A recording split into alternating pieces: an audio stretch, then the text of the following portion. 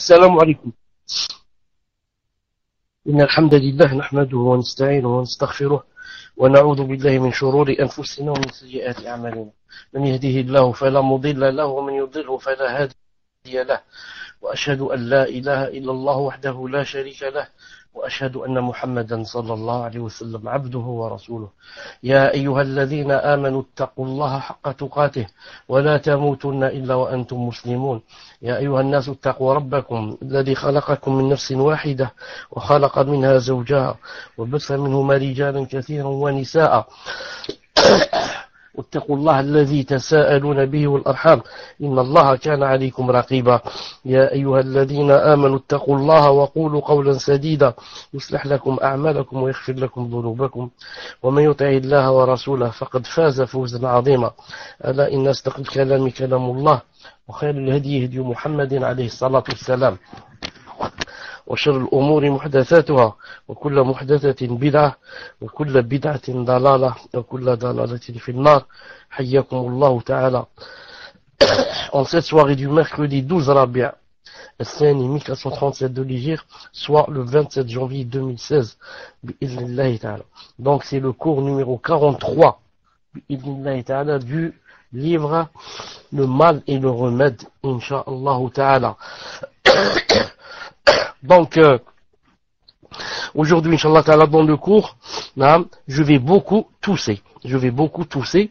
Et ceux qui sont anciens avec moi savent que chaque année, c'est comme ça. Quand c'est en hiver, je reste au moins un mois comme ça, tousser tout le temps. Donc, il faut supporter, Inch'Allah Ta'ala. On se supporte, bi'idhnillah subhanahu wa ta'ala. Donc, on parlait, si vous vous rappelez bien, on parlait du hadith, du hadith où Allah subhanahu wa ta'ala a dit, entre autres, il a dit, donc on est quoi? On est suite du chapitre 89, l'adoration et l'amour.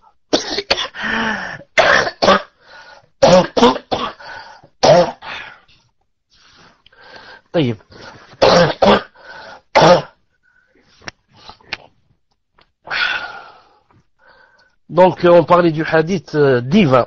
Allah subhanahu wa ta'ala a dit qu'il n'y a pas une chose que j'aime comme ce que j'ai imposé à mon serviteur, et que mon serviteur ne cesse de se rapprocher de moi avec quoi? Avec les nafila, les surérogatoires. On a dit jusqu'à ce que je l'aime, et si je l'aime, je serai son oui avec laquelle il entend, ses yeux avec lesquels il voit, sa main avec laquelle il prend, et son pied avec lequel il marche. Et s'il me demande, je lui donne, et s'il se réfugie auprès de moi, je le réfugie. Et c'est un hadith sahih, comme vous savez, bi'idhnillahi ta'ala. Ibn Qayyim alayhi rahmatullahi ta'ala dit, le hadith mentionne spécifiquement lui, la vue, le pied et la parole, car ce sont les outils de la perception et de l'action.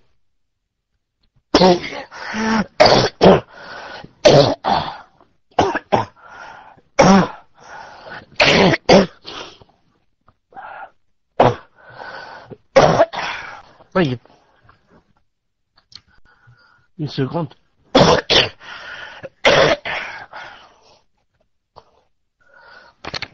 J'arrête juste un instant.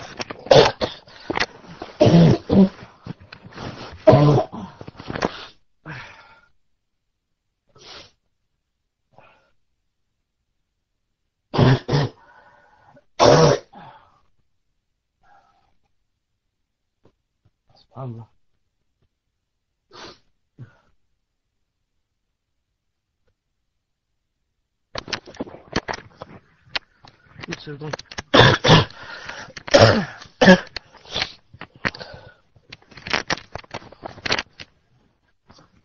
Il dit, lui et la vue amène au cœur ce qui est recherché et réprouvé, et il suscite en lui l'amour et l'aversion, et ainsi il utilise la main et le pied.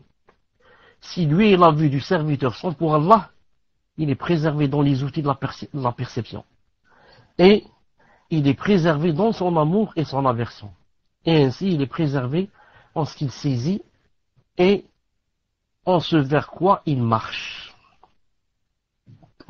Ibn al-Qayyim rahimahullah ta'ala dit, entre parenthèses, j'essaye de ne pas lever ma voix.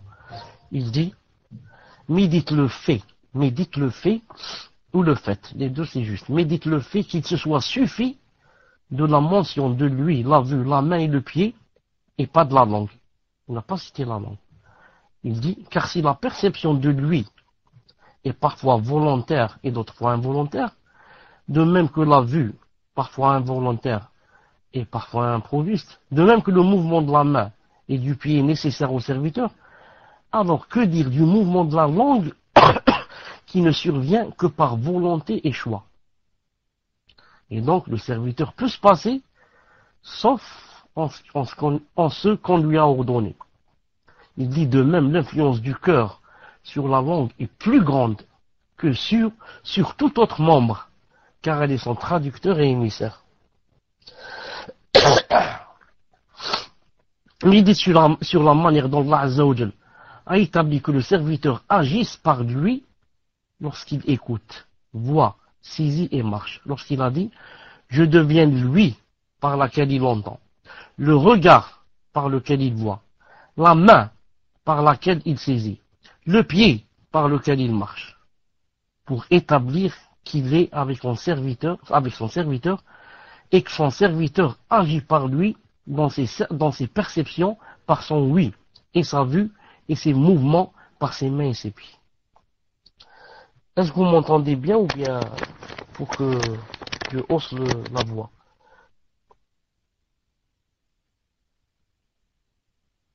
Alhamdulillah. Comme ça, sans tousser, je crois que c'est mieux de lever la voix et tousser. Non.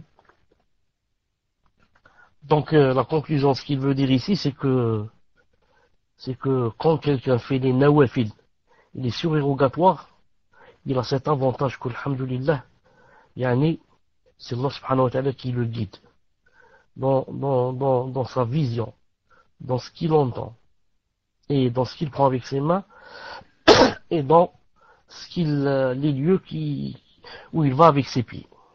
Et là, c'est vraiment, vraiment, vraiment une grande ni'ma.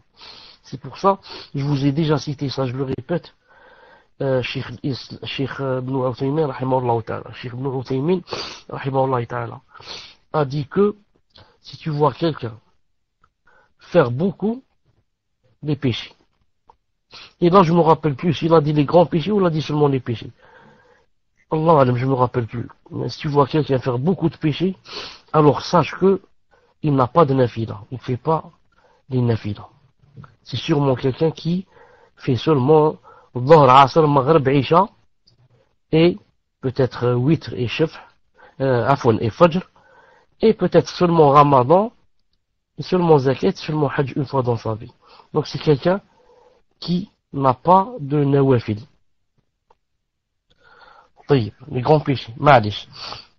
Pourquoi je préfère dire les grands péchés et pas les péchés? Parce que les péchés, tout le monde en fait.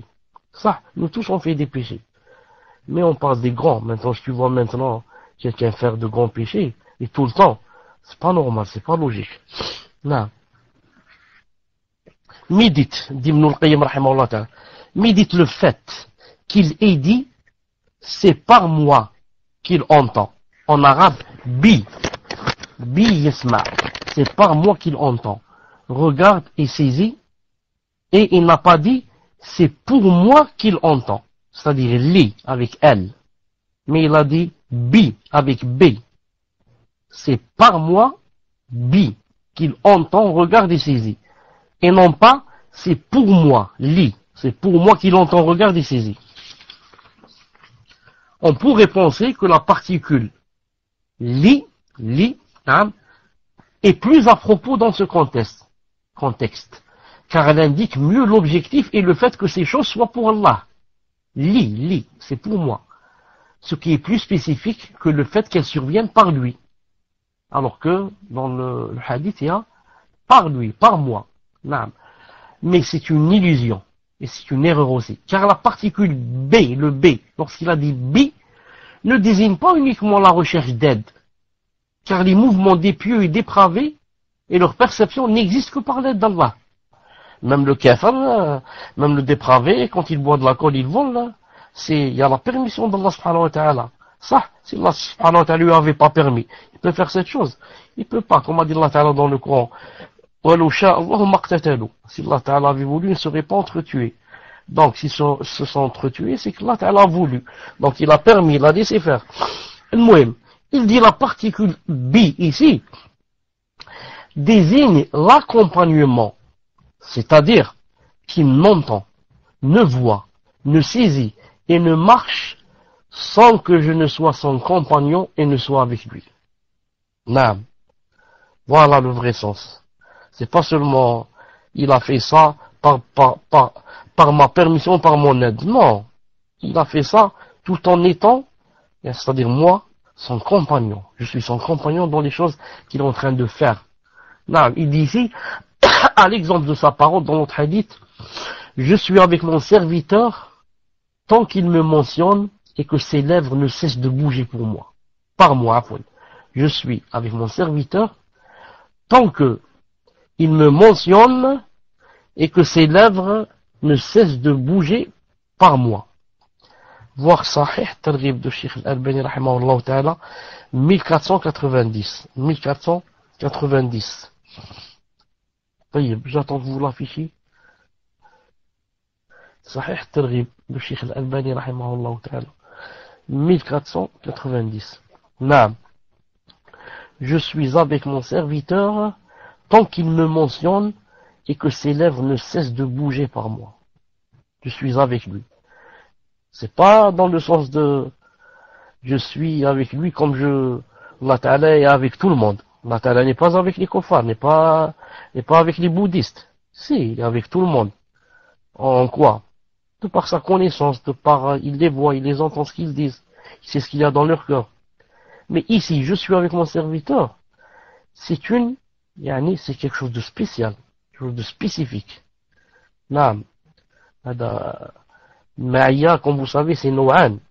Naam. Ma'aya Amma, Ma'aya Khassa. Donc, il y a la proximité générale. Ici, il parle de la proximité, naam, spécifique, pas générale. Comme il a dit aussi, La tahzan, inna Allah ma'ana. La tahzan, inna Allah ma'ana. Lorsque le prophète sallallahu alayhi wa sallam a dit à Abu Bakr Siddiq, quand ils étaient dans la grotte, ne t'afflige pas, car Allah est avec nous. Qu'est-ce que ça veut dire Allah est avec nous? Quelque chose de général ou spécifique? Spécifique. Sinon Allah est avec tout le monde. Mais il est avec nous, c'est-à-dire il va nous porter secours. Il va nous donner victoire. N'aie pas peur à Abu Bakr. Les kuffars ne pourront pas nous voir et encore moins nous faire du mal. Allah est avec nous d'une présence particulière qui implique secours, aide, naam, protection. La même chose lorsqu'il a dit wa inna Allah la ma'al muhsinin. Wa inna Allah la ma'al muhsinin. Allah est avec les bienfaisants. L'Ankabut 69. Allah est avec les bienfaisants. L'Ankabut 69. Allah est en vérité avec les bienfaisants. Il est avec eux, comme on a dit tout à l'heure. C'est-à-dire, d'une façon spécifique, pas générale. Sinon, en général, il est avec tout le monde. Lorsqu'il a dit aussi, Inna Allah ma'al ladina taqaw, wal ladina hum muhsinun. Sourate An-Nahl, 128. Allah est avec ceux qui le craignent et ceux qui sont bienfaisants. Allah est avec ceux qui le craignent et ceux qui sont bienfaisants.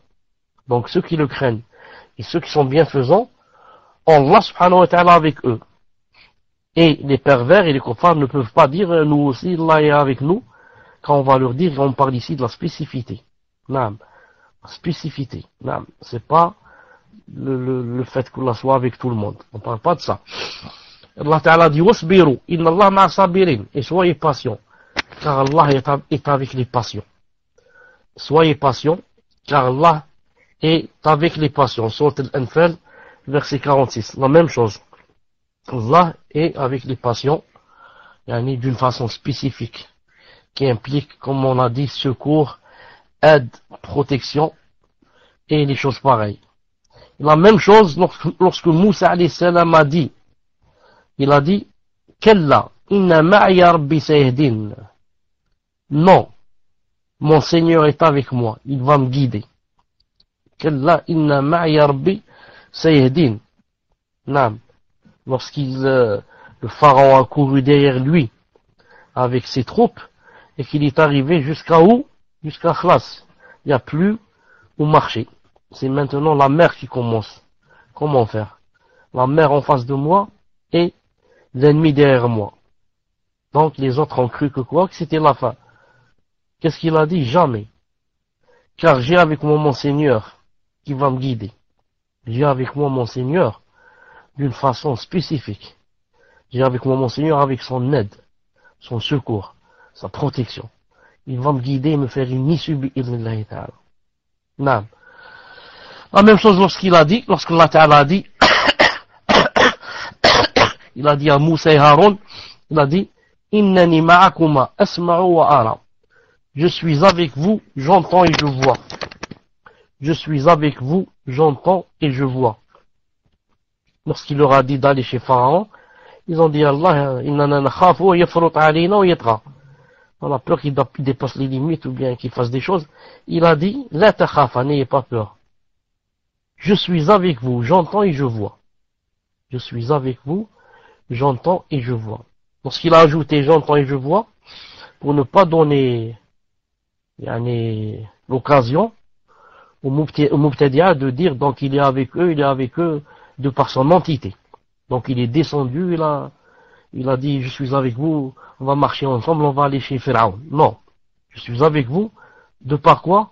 Le fait que j'entends tout ce qui va se passer, le dialogue, et je vois, ça veut dire tout ce qu'il va dire et ce que vous dites. Là, et je vois tout ce qui se passe plutôt, tout ce qui se passe. S'ils veulent vous tuer, si ceci, si cela, moi je vois tout.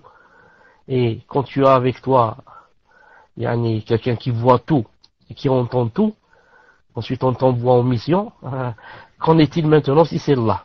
Si c'est Allah subhanahu wa ta'ala, il te dit va en mission, je suis avec toi, j'entends tout ce qui se passe, je vois tout ce qui se passe. Ça veut dire que tu as le cœur apaisé, alhamdoulilah. Ibn al-Qayyim rahimahullah ta'ala dit,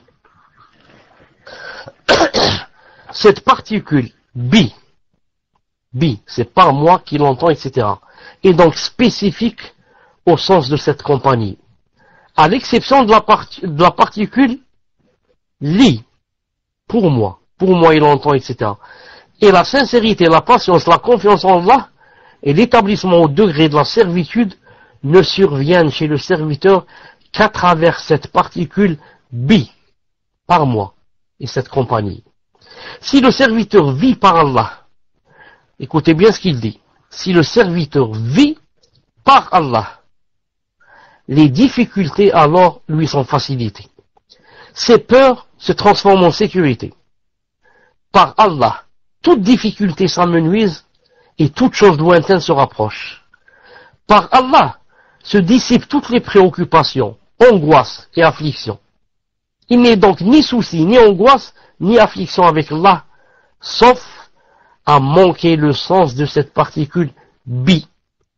Le cœur devient alors, ainsi, semblable au poisson, qui, lorsqu'il sort de l'eau, bondit et se retourne jusqu'à y retourner.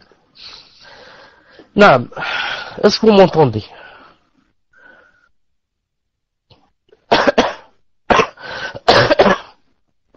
Alhamdulillah.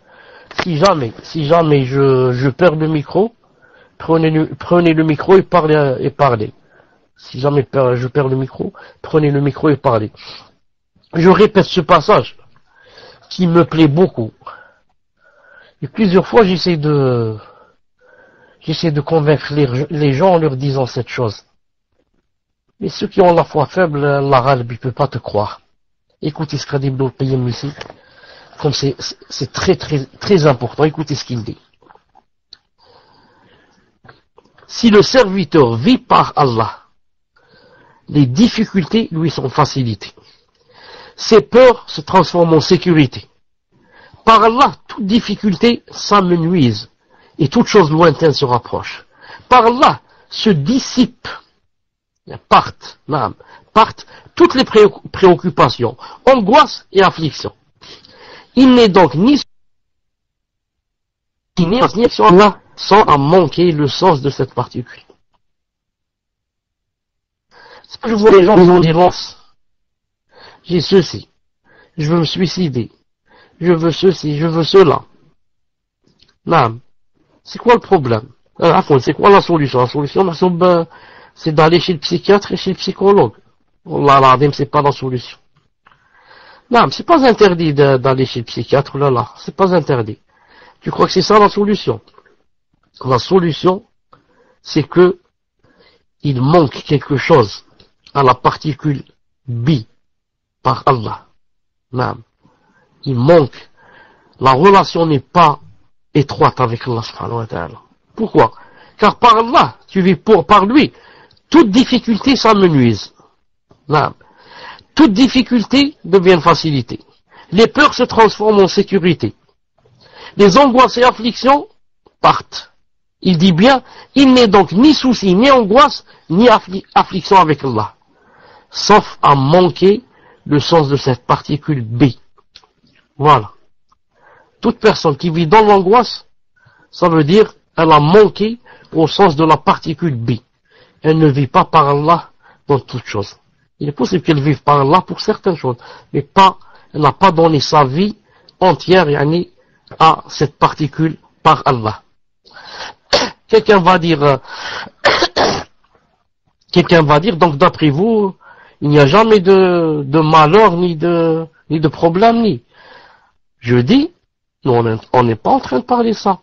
On n'est pas en train de parler des malheurs et des maladies, des problèmes. On est en train de parler de quelqu'un qui du matin au soir dit, je vis dans l'angoisse. Je vis le cœur serré. J'ai envie de déchirer mes vêtements. J'ai envie de crier. J'ai envie, tout le temps. C'est pas vrai. Avoir des problèmes, tous on en a. Mais les problèmes, 10 jours, 15 jours, ça part. Un mois, ça part. Mais, même en ayant des problèmes, on peut ne pas avoir l'angoisse. J'ai un problème, et grave, et je n'ai pas d'angoisse, bismillah. On peut vivre comme ça. Non, si la relation est forte avec Allah, ça te fait tout oublier. Si c'est quelque chose de vraiment grand, au moins, comme il dit ici, ça amenuise. Toute difficulté s'amenuise et deviennent petites. Si vraiment elle ne part pas à 100%, au moins, elle s'amenuise. Pourquoi? La relation est forte avec Allah subhanahu wa ta'ala. Ça me rappelle, il y a un hadith authentique, une doua que faisait beaucoup le prophète aslam, que j'aime beaucoup, en ce sens où il dit, si je peux me rappeler la doua d'abord, et si je peux traduire après, il dit, اللهم اقسم لنا من خشيتك ما تحول به بيننا وبين معاصيك ومن طاعتك ما تبلغنا به جنتك ومن يقين ما تهون به علينا مصائب الدنيا. Cette phrase. Je répète, اللهم اقسم لنا من خشيتك ما تحول به بيننا وبين معاصيك. Ya Allah, donne-nous de la crainte, de ta crainte. Pour qu'on te craigne, que fait la crainte? ما تحول به بيننا وبين معاصيك. De façon à ce que ça soit un rempart, une barrière entre nous et ma'asik, tes péchés, ça veut dire les péchés qu'on fait, Donc, il demande à Allah Ta'ala de lui donner de la crainte d'Allah. La crainte, qu'est-ce qu'elle fait? Il a montré ici. Il dit ça devient un rempart entre nous et les péchés. Vous savez que il n'y a pas quelqu'un qui fait un péché, en même temps il dit je crains Allah subhanahu wa ta'ala au moment du péché. C'est pas vrai. Ça vous le savez. Le prophète aslam est allé jusqu'à dire que le fornicateur, quand il fait la fornication, au moment où il l'a fait, il a dit, il n'est pas croyant. Il a dit, la foi sort de lui. Dans un hadith authentique de Abi Huraira, ça reste au-dessus de sa tête. Et dans le même hadith, il a dit, et la même chose pour le vol. Quand il vole, au moment de voler, la foi sort de lui. Elle est au-dessus de sa tête. Comme un nuage. Il a dit la même chose dans le même hadith. Il a dit pour celui qui boit de l'alcool. Au moment de boire, la foi sort de son cœur. Elle est comme un nuage au-dessus de sa tête. S'il fait au bois, bien sûr, ça revient. Donc, au moment des grands péchés, il n'y a pas la crainte d'Allah. Comment? Je crains Allah et en même temps je bois de l'alcool. Ça marche pas ensemble.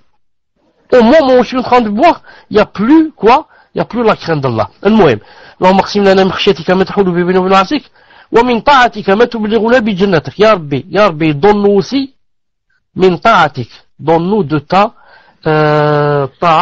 ton obéissance, afin qu'on t'obéisse. L'obéissance, qu'est-ce qu'elle fait? Il a dit ma tublighuna bi jannatak, pour nous faire arriver à ton paradis. Pour dire que le paradis, c'est pas rêver. Je rêve et, comme font les soufis, et je me lève le matin, je dis alhamdoulilah, j'ai vu le prophète Hassan dans le rêve, et il m'a dit que tu seras très proche de moi yawm al-qiyamah. Alors que moi, tout le monde sait que je ne prie pas à l'heure. Tout le monde sait que je fume la drogue. Et plein de mensonges et plein de ceci pendant la journée. Et je vais dire que je serai parmi les premiers qui vont entrer au paradis. Le hadith, qu'est-ce qu'il a dit? Donne-nous, ya Allah Ta'ala, des adorations, des obéissances qui nous rapprochent du paradis. Ensuite, voilà le témoin du cours ici, ce qu'il va dire. Vous avez fiché quelque chose? Alhamdulillah, puisque le hadith est là, alors je vais le lire au lieu de me fatiguer à essayer de traduire de ma tête. Oh Allah, accorde-nous ta crainte, ce qui s'interposera entre nous et la désobéissance de ton ordre. Accorde-nous de l'obéissance de ton ordre, ce qui nous fera parvenir à ton paradis. Et de la certitude, ce qui nous consolera dans les malheurs de monde. Le hadith que je vous ai cité, je voulais juste arriver à la troisième phrase, ici. Lorsqu'il a dit, écoutez, il a dit, et donne-nous de la certitude, min al-yaqin, la conviction. Ce qui fait quoi? Ce qui nous consolera dans les malheurs de ce monde. Je reviens à ce qu'on a dit, plus ma relation étroite avec Allah Azza wa Jalla, plus j'ai de conviction et plus j'ai de certitude, donc ça va donner quoi? Ça va amenuiser et rendre très très très petit les malheurs de ce monde. Vous avez bien entendu le hadith qu'il a dit. Et donne-nous de la certitude et de la conviction, ce qui nous fera quoi? Nous consolera dans les malheurs de ce monde. Plus ta relation étroite avec Allah, et plus tu as de certitude dans ses décrets, etc., et que Allah Ta'ala ne fait pas le mal, et que Allah nous aime, et que Allah ceci, cela, plus les malheurs de ce monde vont te paraître très petits, très petits. Rien de rien.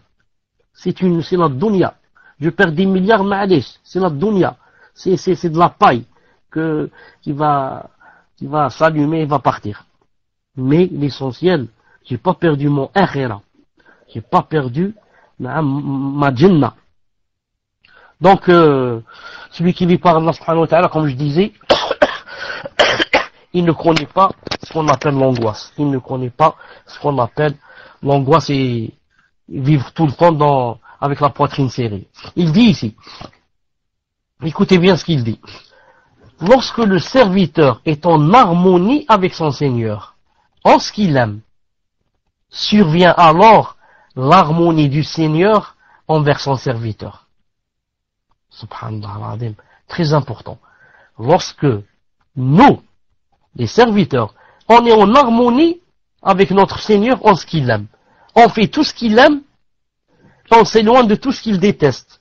Qu'est-ce qui va arriver?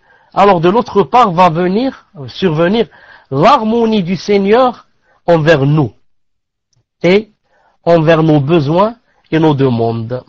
Ainsi il dit, Allah Ta'ala dit, à la fin du hadith, s'il me demande, je lui donne. Et s'il cherche refuge auprès de moi, je lui accorde. Ce qui signifie, tout comme il a été en accord avec moi, en ce que je veux, en se conformant à mes ordres, et en se rapprochant de moi à travers ce que j'aime, alors moi je suis en accord avec lui, en ses désirs et craintes, en ce qu'il me demande d'accomplir, et en ce contre quoi il me demande protection. Allahu Akbar. Naam. C'est comme quelqu'un qui, subhanallah l'azim, c'est comme, pour vous donner juste un exemple, ton père, tu n'es pas bien avec lui, tu lui désobéis, peut-être même tu l'insultes. Et là où il te dit, va faire telle et telle chose, tu n'y vas pas. Ensuite, tu lui demandes des choses et tu dis pourquoi il ne me donne pas. Je lui demande l'argent, il ne veut pas, je lui demande ceci, il ne veut pas. Naam. Subhanallah al-Azim. Comment? Toi tu fais pas tes droits avec lui et tu demandes les devoirs. Allah subhanahu wa ta'ala. Naam. Du matin au soir. Tu n'accordes aucune importance à sa sharia. Tu ne fais aucun effort pour essayer de faire ce qu'il t'a demandé de faire. Tu ne fais aucun effort pour essayer de t'éloigner de ce qu'il a interdit et ce qu'il t'a demandé de ne pas faire et de t'en éloigner. Ensuite, tu dis pourquoi il ne me donne pas ceci, pourquoi il ne me donne pas cela, pourquoi je fais des doigts, il ne me répond pas, pourquoi il me donne des épreuves, pourquoi ceci, pourquoi cela. Ibn al-Qayyim a résumé ça. Il a dit il n'y a pas d'harmonie. Il n'y a pas d'harmonie. Si tu étais en harmonie avec ce qu'il a demandé, ce qu'il aime, alors lui il serait en harmonie avec toi et te donnerait ce que tu voudrais. Te donnerait ce que tu voudrais. Il dit c'est logique. C'est logique, c'est très logique. Toi tu fais le contraire de ce que Allah Ta'ala te demande, ensuite tu voudrais que lui il te donne ce que tu veux. C'est pas possible. Ibn al-Qayyim rahimahullah ta'ala dit, il dit, cette harmonie se renforce des deux côtés. Allahu Akbar. Cette harmonie se renforce des deux côtés, de notre côté et côté d'Allah subhanahu wa ta'ala. Au point, écoutez à quel point, au point de provoquer cette hésitation du Seigneur concernant la mort de son serviteur. Car à la fin de ce hadith, il a dit je deviens son oui, je deviens sa main, etc. À la fin il a dit, et je n'ai jamais hésité pour une chose comme j'hésite pour ôter l'âme à mon serviteur. Ibn al-Qayyim parle maintenant de cette hésitation d'Allah subhanahu wa ta'ala.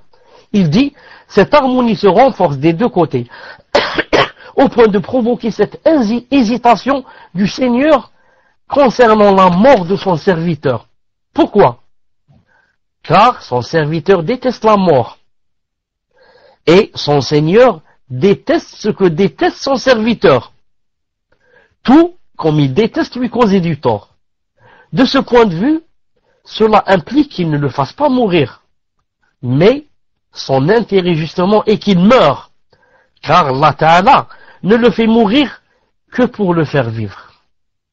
Tout comme il ne le rend malade que pour lui redonner la santé.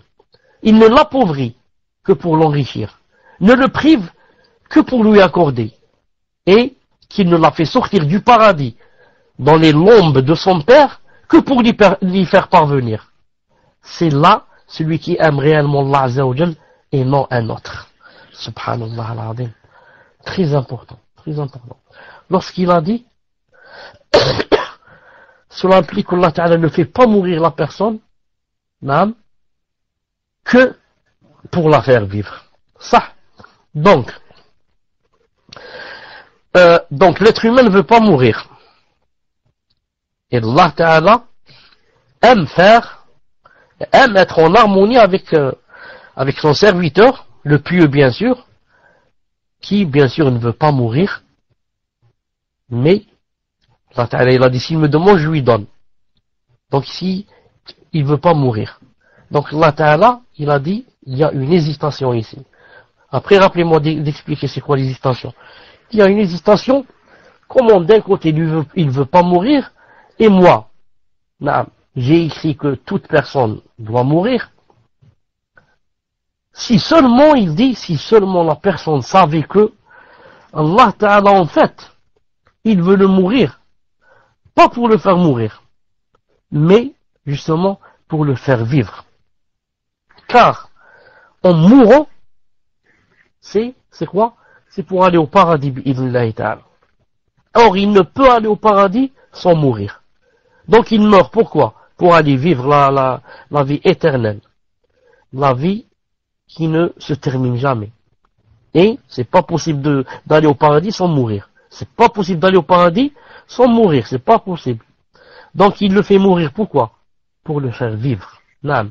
Il dit ici comme il l'a fait sortir du paradis, alors qu'il était dans les lombes de son père Adam. Il était dans son dos. On était tous dans le dos d'Adam alayhi salam avant qu'on soit créé.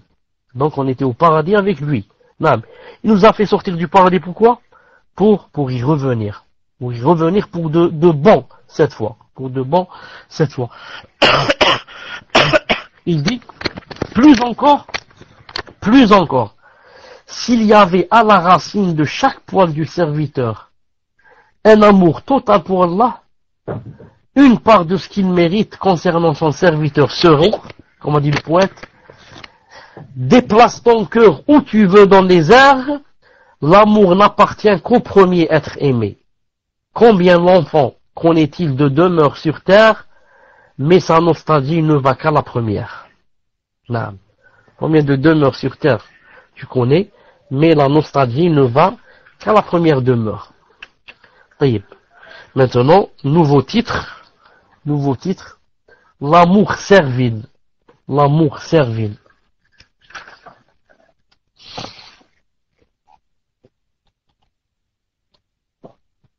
Je voudrais d'abord que vous écriviez avec moi, pour ne pas perdre le fil, vous écriviez les différentes sortes d'amour qu'il y a. Maintenant, on est la sixième sorte, l'amour servile. On va commencer par le premier, on revient un peu marche arrière. Bon, les degrés d'amour. Premier degré, le lien. L'alaqa. Vous avez écrit? Non. Par rapport à l'hésitation d'Allah subhanahu wa ta'ala, quand il a dit je n'ai jamais hésité comme j'hésite, il dit hésitation. C'est par rapport à l'être humain. Quand il est entre deux choses, il ne sait pas quoi choisir. Est-ce que cette chose peut arriver à l'être humain? Allah ta'ala. C'est pas possible. C'est pour ça que certains ont dit même l'hésitation, ça n'existe pas dans les actes d'Allah subhanahu wa ta'ala. Mais d'autres, et beaucoup, ont dit ça existe. Mais juste faut qu'on connaisse son sens. C'est une hésitation propre à Allah subhanahu wa ta'ala, qui n'est pas comme la nôtre. Pourquoi? La nôtre, si on hésite, c'est que on ne sait pas quoi choisir. Pourquoi on ne sait pas quoi choisir? Car on ne connaît pas, l'avenir. On ne connaît pas ce qui va se passer. Si je devais choisir moi, entre, par exemple, deux voitures, là, ou alors mieux entre deux prétendantes. Quelqu'un veut se marier, et il a le choix entre deux prétendantes. Sûrement que peut-être l'une est beaucoup mieux que l'autre, mais il ne sait pas, il hésite. Celle-là est mieux en telle chose, et l'autre est mieux en telle chose, et il ne sait pas. Pourquoi? Parce qu'il ne sait pas l'avenir. Il ne sait pas le fond de cette chose, et demain comment ça va se passer. C'est pour ça que par rapport à Allah subhanahu wa ta'ala, il n'y a pas d'hésitation en ce sens. Mais il a cité le mot hésitation pour dire que, en ce sens, ça s'appelle hésitation, en ce sens qu'il y a quoi? Il y a, un choix à faire entre deux choses. Laisser mon serviteur sans mourir, ce n'est pas possible. Et lui ôter son âme pour qu'il meure et faire entrer au paradis, mais mon serviteur n'aime pas ça. Et moi je n'aime pas ce que n'aime pas mon serviteur. En ce sens, ça s'appelle une hésitation. Sinon, ce n'est pas l'hésitation que connaissent les êtres humains, bien sûr. Al-Muhim. Donc, les degrés qu'il y a, les degrés d'amour, le premier, le lien. Al-alaqa. Ahsant. Deuxième, le penchant. Écrit le penchant. Le penchant. Shababa. Le troisième, l'attachement. Al-gharam. L'attachement. Al-gharam. Le quatrième, l'amour fou. L'amour fou. Al-ishq. Al-ishq. L'amour fou. Le quatrième, l'amour fou. Al-ishq. Ahsant. Le cinquième, le désir. Le désir. Shawq. Shawq. Quelqu'un dit à son père, il dit, Ishtaqtu ilayk. Ishtaqtu ilayk. Naam, j'ai tant besoin de te rencontrer. Ishtaqtu ilayk. Cinquième, le désir. Naam. Sixième, celui d'aujourd'hui, Inch'Allah Ta'ala, l'amour servile. L'amour servile. At-tatayyum. At-tatayyum. L'amour servile.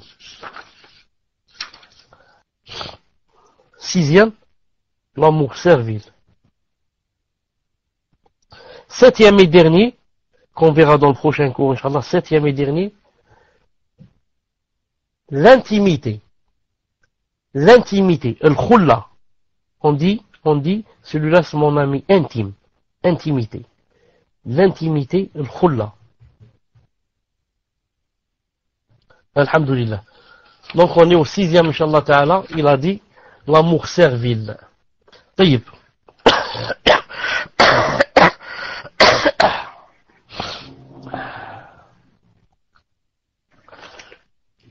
Allah Ta'ala alam, qu'on va s'arrêter ici, c'est mieux. Non, on va s'arrêter au sixième, l'amour servile, tatayum, parce que, non, c'est un peu difficile, avec ce que j'ai, c'est un peu long. On va laisser ça, Inch'Allah Ta'ala, pour le prochain cours. Et déjà, ça fait presque 1 heure qu'on a commencé. Non. Et, donc on va passer, Inch'Allah Ta'ala, aux questions-réponses, Inch'Allah Ta'ala, dans 5 ou 10 minutes. Et rappelez-moi de dire que le programme a changé, c'est-à-dire que, à partir de la semaine prochaine, c'est-à-dire à partir de samedi, Inch'Allah Ta'ala, les cours auront lieu comme chaque année en hiver, c'est-à-dire pendant Maghrib et Isha. Ensuite, je vais prier l'Isha et je reviens bi'idhnillah répondre aux questions. Donc les prochains cours samedi, lundi, mercredi, c'est toujours vers 18h30 et 18h45. 18h30, 18h45 bi'idhnillah ta'ala. Naam. On se rencontre dans 10 minutes si vous êtes prêts. Salam alaikum wa rahmatullah. Donc, première question d'une sœur qui demande Ahsanallahu ilaykum ya Cheikh, j'aimerais savoir si le croyant qui consomme de l'alcool en grande quantité goûtera tout de même au vin du paradis s'il se repent de son péché sur terre. Jazakallahu khayran, qu'Allah subhanahu wa ta'ala vous pardonne à tous. Amin. Tfaddal ya Cheikh wa jazakallahu khayran. Assalamu alaikum. Je n'étais pas là, mais je vois la première question, je la vois ici affichée. C'est dit, Salam alaikum, j'aimerais savoir si le croyant consomme de l'alcool en grande quantité, goûtera tout de même au vin du paradis, s'il se repent son péché sur terre. Jazakumullah khairan, qu'Allah subhanahu wa ta'ala vous pardonne. Bismillahirrahmanirrahim, wa salatu salam ala ashraf al-mursalin. Il y a un hadith du prophète sallallahu alayhi wa sallam qui dit que toute personne qui meurt et qui, dans cette vie, buvait de l'alcool et ne s'est pas repenti, ne goûtera pas du vin du paradis, même si elle y rentrera. Rapporté par Ahmed et authentifié par Cheikh Al-Albani rahimahullah ta'ala. Donc, qu'est-ce qu'on va dire? Toute personne qui est morte et qui, dans cette vie, buvait de l'alcool, et n'a pas fait le repentir, ça veut dire quoi? Ça veut dire que, même si elle va rentrer au paradis, si elle est croyante, elle n'aura pas le privilège de boire du vin du paradis. Maintenant, le contraire, toute personne qui a bu de l'alcool, même si elle a bu toute sa vie, et elle s'est repentie, donc, Inch'Allah Ta'ala, cette personne boira du vin du paradis, bi'idhnillahi, subhanahu wa ta'ala. Deuxième question. Rappelez-moi quand on arrive à la 5e question, Inch'Allah Ta'ala, pour que je réponde à une personne qui m'a posé une question par mail. Tfadal. Inch'Allah ya Cheikh, barakallahu fik wa jazakallahu khayran. Donc nous allons passer à la deuxième question. Ahsanallahu ilaykum. Ma question est en rapport avec le passage où il a été dit qu'Allah Azza wa Jal a fait sortir Adam du paradis, pour mieux le faire entrer, à savoir éternellement. Adam est-il bien entré au paradis et le shaitan, qui est la waswas, est-il également entré au paradis? Car j'ai entendu que personne n'est encore entré au paradis. Jazakallahu khayran, shafakallah, shaykhana, wa hafidhakallah. Amin. Tfaddal ya Cheikh wa jazakallahu khayran. Le dogme de Al-Sunnah al-Jama'a, c'est que Adam alayhi salam est rentré déjà au paradis. Reste seulement, et d'après certains, il est resté à peu près 400 ans, ou bien 500. Non, car ils ont dit une demi-journée. Et une journée, c'est 1000 années. Donc 500 ans à peu près au paradis. Reste que, certains ont dit que ce n'est pas le paradis éternel. c'est un des paradis comme ça. Mais c'est pas le paradis auquel on va rentrer de façon éternelle. Certains ont dit comme ça. Ils ont divergé en ça. Mais ils sont tous d'accord pour dire que Adam alayhi salam est rentré au paradis. Reste pour le shaitan. Donc, ou bien, on va dire que lui aussi est entré au paradis, mais dans ce cas, c'est pas le paradis, qu'Allah Ta'ala a promis à ses élus. Sinon, c'est pas possible que le shaitan rentre au paradis. Mais l'autre paradis, comme le premier avis. Ou bien, et c'est l'avis de Ibn Kathir et beaucoup d'exégètes, ils disent que il lui a fait le waswas sans rentrer, dans le paradis. C'est comme si on peut dire de derrière le mur. De derrière le mur, il lui a fait des waswas. Car shaitan, pour faire le waswas, c'est pas obligé qu'il soit, collé à toi. Même de loin, il peut faire des waswas, qu'Allah Ta'ala nous protège de lui. Et certains ont dit qu'il est venu sous forme de serpent, etc. Tout cela n'est pas vrai, bi'idhnillahi subhanahu wa ta'ala. Tfaddal. Non, jazakallahu khayran, ya cheikh. Donc nous allons passer à la troisième question. Question d'un frère qui demande, barakallahu fikum ya cheikh, je voulais savoir si l'harmonie qu'Allah Ta'ala pour son serviteur concerne uniquement les grands savants ou les étudiants en sciences, et ou peut également concerner le simple salafi. L'amour d'Allah ainsi que sa clémence, sa protection, sa miséricorde sont-elles égales vis-à-vis d'un innovateur et d'un salafi avec les mêmes bonnes œuvres?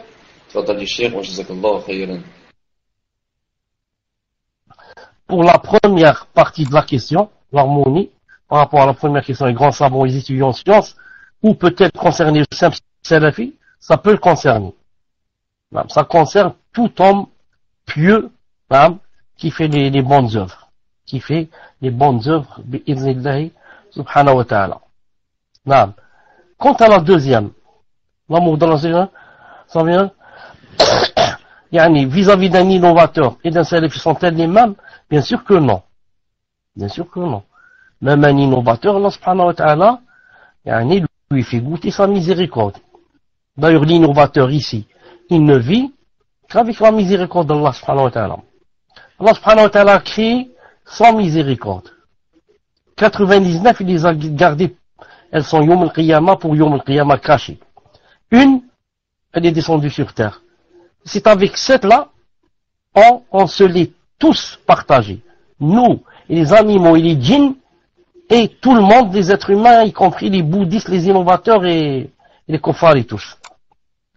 Reste que pour le salafi, celui qui adore Allah avec science, etc., bien sûr que sa rahma est beaucoup plus large et aussi beaucoup plus vaste. Bi'idhnillah subhanahu wa ta'ala.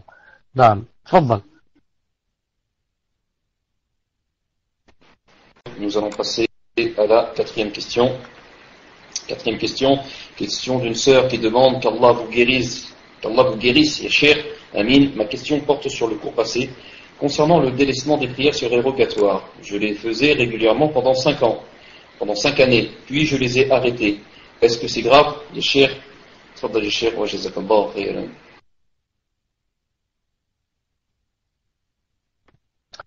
Naam, donc, quatrième question, qu'Allah vous guérisse, amin, et qu'Allah subhanahu wa ta'ala guérisse tous les croyants.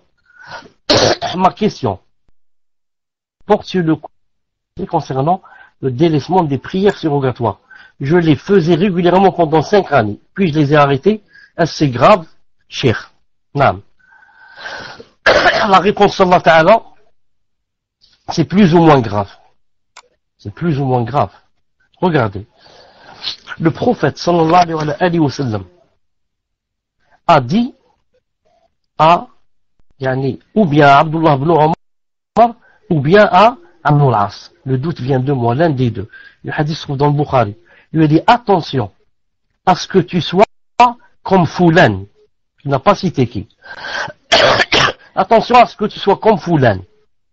Ensuite il lui a dit, il a terminé, il lui a dit, il priait de la nuit, il prenait de la nuit et il a arrêté. Donc, il dit attention à ce que tu sois comme Foulan. Foulan, qu'est-ce qu'il faisait? Il faisait une nafila et il l'a délaissé. Ici, une nafila, c'est la prière de la nuit. Non. Pourquoi c'est un peu grave? Moi, quand je faisais une nafila, c'était pour qui? Pour le visage d'Allah subhanahu wa ta'ala. Et maintenant, je délaisse quelque chose, que je faisais pour le visage d'Allah, alors que je peux la faire. Ça veut dire que la moindre des choses qu'on puisse dire, que ma foi a vraiment faibli. Que ma foi a vraiment faibli. Et pourquoi j'ai pas dit, bon, c'est pas très très grave.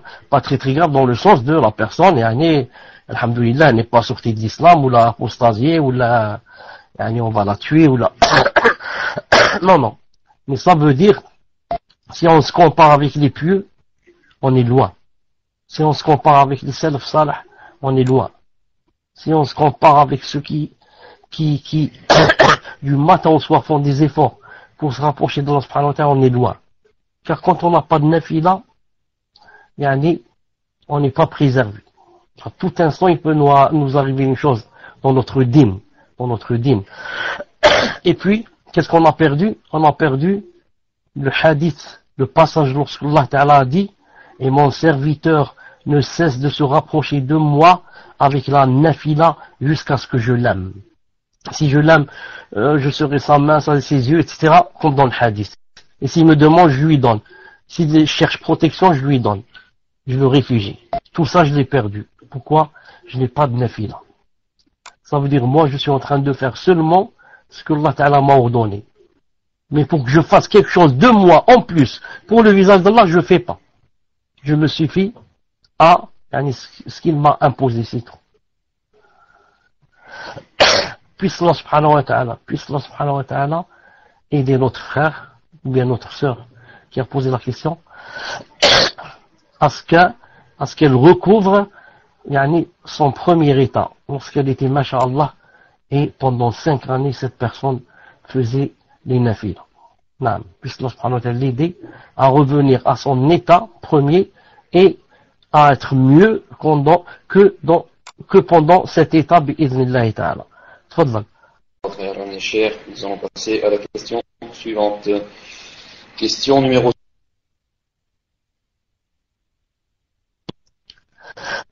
5. Avant d'oublier, je profite.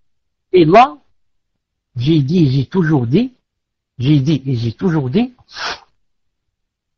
y a des gens qui font l'erreur de quoi? De vouloir commencer toutes les nafilas d'un seul coup.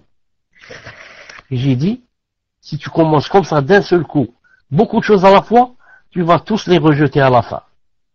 Mais commence petit à petit. Voilà, cette année tu fais ça, l'année prochaine j'ajoute ça, ou là, le mois prochain j'ajoute ça, et comme ça, alhamdoulilah, ma vie, c'est, je monte vers le haut. Non, ce n'est pas comme certains qui disent, voilà, on fait tout à la fois, ensuite ils rejettent tout. C'est pour ça que dans le hadith authentique, que le prophète sallam kana idha fa'ala shay'an athbatah. Le prophète sallam, dans le hadith authentique, s'il faisait une chose, l'uthbituha, il la faisait pour de bon. Comme ça, c'était sa sunna alayhi sallam. Voilà, il n'a pas encore décidé de faire une chose. S'il décide de la faire, ce sera pour de bon, bi'idhnillahi ta'ala. Donc, je recommande la modération, d'aller doucement, mais de ne pas se détacher des choses. Si j'ai commencé salat duha, et je n'en fais que 2,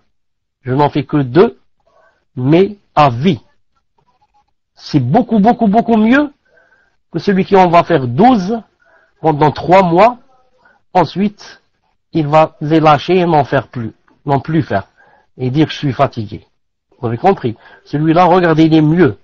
Il a commencé salat duha avec 2 rak'at, il ne les a jamais abandonnés. Alhamdoulilah, regardez. Mais l'autre miskin, il a commencé par 12, il a fait pendant 1 ou 2 mois, ensuite il a dit c'est beau. Voilà, juste, Inch'Allah. Tfadal. 5, donc vous nous avez dit de vous de vous prévenir pour la question numéro 5 que vous aurez une question par email. Donc je vous laisse le mic. D'accord. Donc je suis avec le fichier Inch'Allah Ta'ala. Donnez-moi quelques secondes.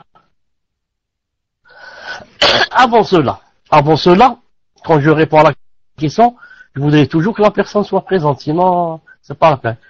est-ce que le frère qui m'a posé la question sur la machine à laver, etc., est-ce qu'il est présent? Donc le temps qu'il réponde, Mahmoud, lis la 6e question, Inch'Allah Ta'ala, le temps qu'il nous réponde s'il est là ou pas. Donc le frère qui a posé la question sur la machine à laver par email nous tient au courant s'il est là, c'est-à-dire il contacte les admins, soit sur Bailux, soit sur Paltalk. Donc nous allons passer à la question, parce que ce sera la question 6, puisque le 5 ce sera celle de l'email. Question numéro 6, question d'une sœur, Hafidhakumullah ya Cheikh, qu'Allah vous rétribue en bien ainsi que les admins. La question porte sur l'amour que l'on peut éprouver pour un homme.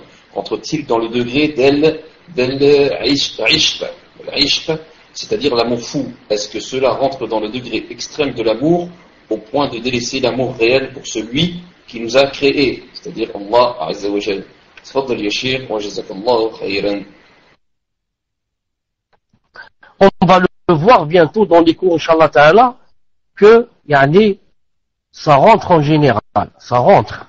Parce que quand on est dans ce degré d'amour, on ne vit que pour satisfaire la personne qu'on aime. Et l'amour d'Allah subhanahu wa ta'ala, ou bien l'amour envers Allah subhanahu wa ta'ala, n'existe plus. S'il existe, il devient très faible, comparé à l'amour qu'on a pour la personne. La preuve, Allah Ta'ala m'interdit par exemple la fornication. Et moi, tellement j'aime cette personne, je fais avec elle la fornication. Alors ça rentre dans le shirk. Vous avez compris? Allah Ta'ala, si vraiment je l'avais aimé, comme j'ai aimé cette personne, ou plus, j'aurais fait ce qu'il m'a demandé de faire, je me serais éloigné de ce qu'il m'a demandé de m'éloigner. Mais là, je fais le contraire. Allah me dit, ne fais pas la fornication. Et cette personne me dit, si tu m'aimes, on fait la fornication. Et je fais. Donc vraiment, c'est très grave.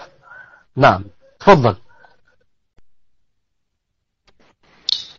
Jazakallahu khayran ya Cheikh. Donc nous allons passer à la question numéro 7. Question numéro 7, question d'une sœur qui demande: ma question est en rapport avec le hadith qui a été cité et particulièrement pour l'extrait je serai l'ouïe par laquelle il entend. Donc pouvez-vous citer des actes surérogatoires qui nous rapprocheraient d'Allah Azza wa Jal dans le sens de ce hadith, hormis les prières surérogatoires? Barakallahu fikum pour ces cours bénéfiques et pour le travail des amines, qu'Allah vous récompense en bien. Amin. Tfaddal Cheikh wa jazakallahu khayran. Une seconde, Inch'Allah, je vais vérifier quelque chose sur le téléphone, une seconde.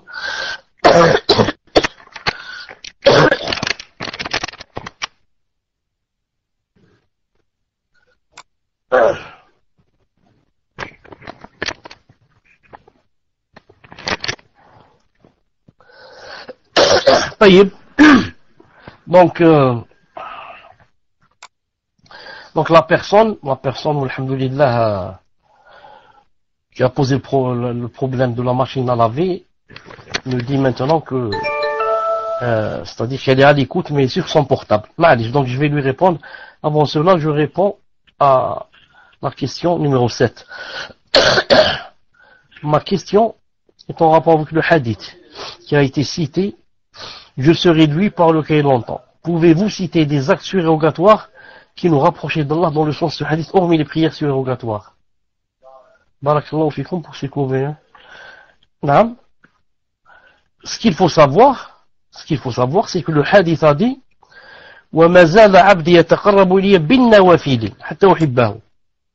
Et mon serviteur ne cesse de se rapprocher de moi avec quoi? Les surérogatoires. Il n'a pas dit exactement c'est quoi. C'est spécialement salat al-duha, ou bien salat al-istikhara, ou bien c'est quoi. Ça veut dire tout ce qui est surérogatoire. Maintenant, à part les prières, qu'est-ce qu'il y a par exemple dans surérogatoire, à part les prières? Il y a le siyam. Le jeûne surérogatoire. L'umrah, vous savez que c'est obligé seulement une fois. Après, ça devient surérogatoire. Le hajj, c'est obligé seulement une fois. Ensuite, ça devient surérogatoire. Zakat, c'est une fois par an. Mais, les aumônes que je peux faire, c'est surérogatoire. donner à droite, à gauche, à mon voisin, au nécessiteux, à mon oncle qui est miskin, il a une paye mais elle est faible. Miskin, il n'arrive pas. Et on rajoutait des surrogatoires qui ne se terminent pas. Yani, je vois un aveugle, je le fais traverser la rue. L'autre, il est vieux, je lui prends le couffin pour la rendre. Je vais rendre visite aux malades. Yani, et j'apporte mon aide yani, à quelqu'un qui est dans un malheur, comme dans le hadith authentique. Je paye les dettes à quelqu'un, comme dans le hadith authentique. Je fais rentrer la joie dans le cœur de quelqu'un, comme dans le hadith authentique. Tout ça, c'est quoi? C'est ça rentre dans le surérogatoire. J'avais prêté de l'argent à quelqu'un. Ensuite, normalement, il me les donne mois de janvier. Maintenant, c'est janvier, et je sais que c'est difficile pour lui de les rendre. Je lui dis, j'ajoute encore une année. Ça, masha'Allah, qui peut faire cela? Cher, vous avez perdu le micro. J'ajoute encore une année. Le hadith qu'est-ce qu'il dit authentifié par Cheikh Al-Albani. Le hadith authentique a dit que quand on prête par exemple de l'argent à quelqu'un, chaque jour, Allah subhanahu wa ta'ala t'écrit comme la même somme que tu as prêté à la personne jusqu'à ce qu'arrive le délai.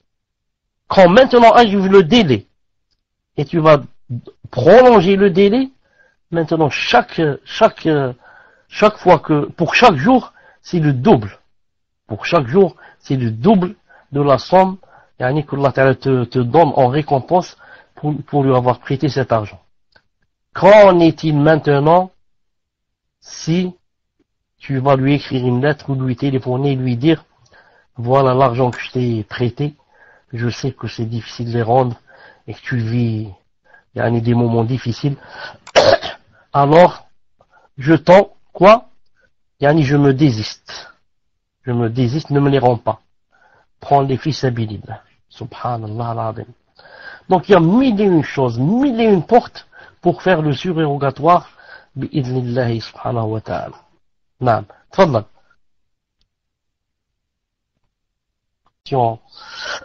Du frère qui m'entend sur le portable. Voilà. Salam alaikum cher. Je suis un frère de Paris. Je suis vos cours, mais je n'arrive malheureusement pas à être sélectionné pour poser une question. Bon, allez, c'est pas de ma faute. J'ai acheté une machine à laver neuve. Et dans le contrat, il y a une garantie de 2 ans. Gratuite, pièces et main d'œuvre. Un frère m'a dit que son professeur lui a dit que c'est riba. C'est l'usure.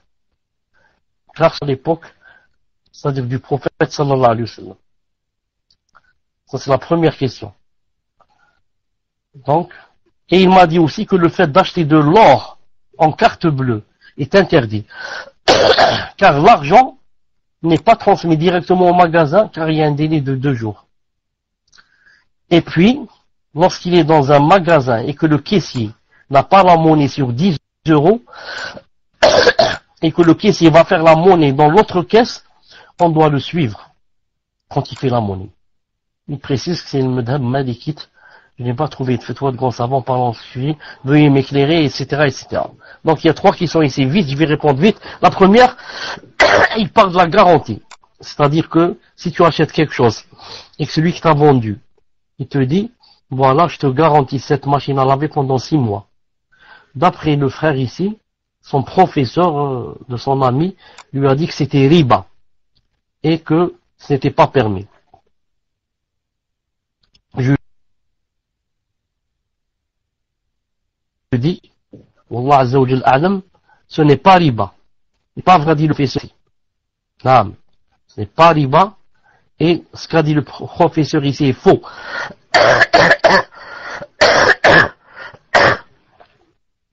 Il a dit, ces choses n'existaient pas à l'époque, de tout temps. Du temps du prophète, ça existait avec quoi? Quand quoi je te vends, avec ton dit. Maintenant, j'espère que vous m'entendez de près, ça? Alhamdulillah. Donc son professeur s'est trompé, car de tout temps, depuis qu'il y a l'islam, les savants, lorsqu'ils parlent des différentes sortes de transactions dans le commerce et la vente, ils citent khiyar, shart tabri'a min uyub, c'est-à-dire la vente avec quoi? Avec la garantie qu'il n'y a aucun défaut. C'est pour ça que quand ils te vendent la machine à laver, et ils te disent par exemple pendant 6 mois, s'il arrive quoi que ce soit, garantie, tu peux rendre. Ça veut dire que je l'ai vendu sans défaut pour moi. Sans défaut. Maintenant, s'il y a un défaut, je te garantis que je te rends par exemple ton argent. Et ça, c'est, comme disent les savants, ça, au contraire, ça exhorte la vente. Bon, quand je vais acheter chez quelqu'un, et il me dit, voilà, je vous vends cette chose, mais sans garantie. Et le deuxième me dit, je vous vends cette chose, qui est la même, au même prix, avec 2 ans de garantie. Subhanallah al-azim. Mon cœur, où est-ce qu'il va s'apaiser? Quand il y a garantie ou quand il n'y a pas? C'est quand il y a. Non. Les savants disent, ça rentre dans, ta'aoun al-bir wa taqwa. L'entraide dans l'accomplissement des bonnes œuvres et de la piété. Donc, Miskin Ada, il s'est trompé. Son professeur s'est trompé. Il a dit, ça n'existe pas à l'époque. Ça n'existe pas à l'époque, ça existe de tout temps. Ça existait de tout temps. Ensuite, ce que je voulais dire, non. Payer pour cette garantie, non. Parce que ça rentre dans l'assurance. Tu as pris une assurance garantie. Voilà. Mais l'autre, non. C'est lui qui te dit. C'est lui qui te dit, voilà, ou bien c'est toi qui dis, voilà, je mets comme condition que, c'est garanti pendant 30 années. Il dit, j'accepte. Mais s'il dit paye, non. Ça doit faire partie du prix de vente.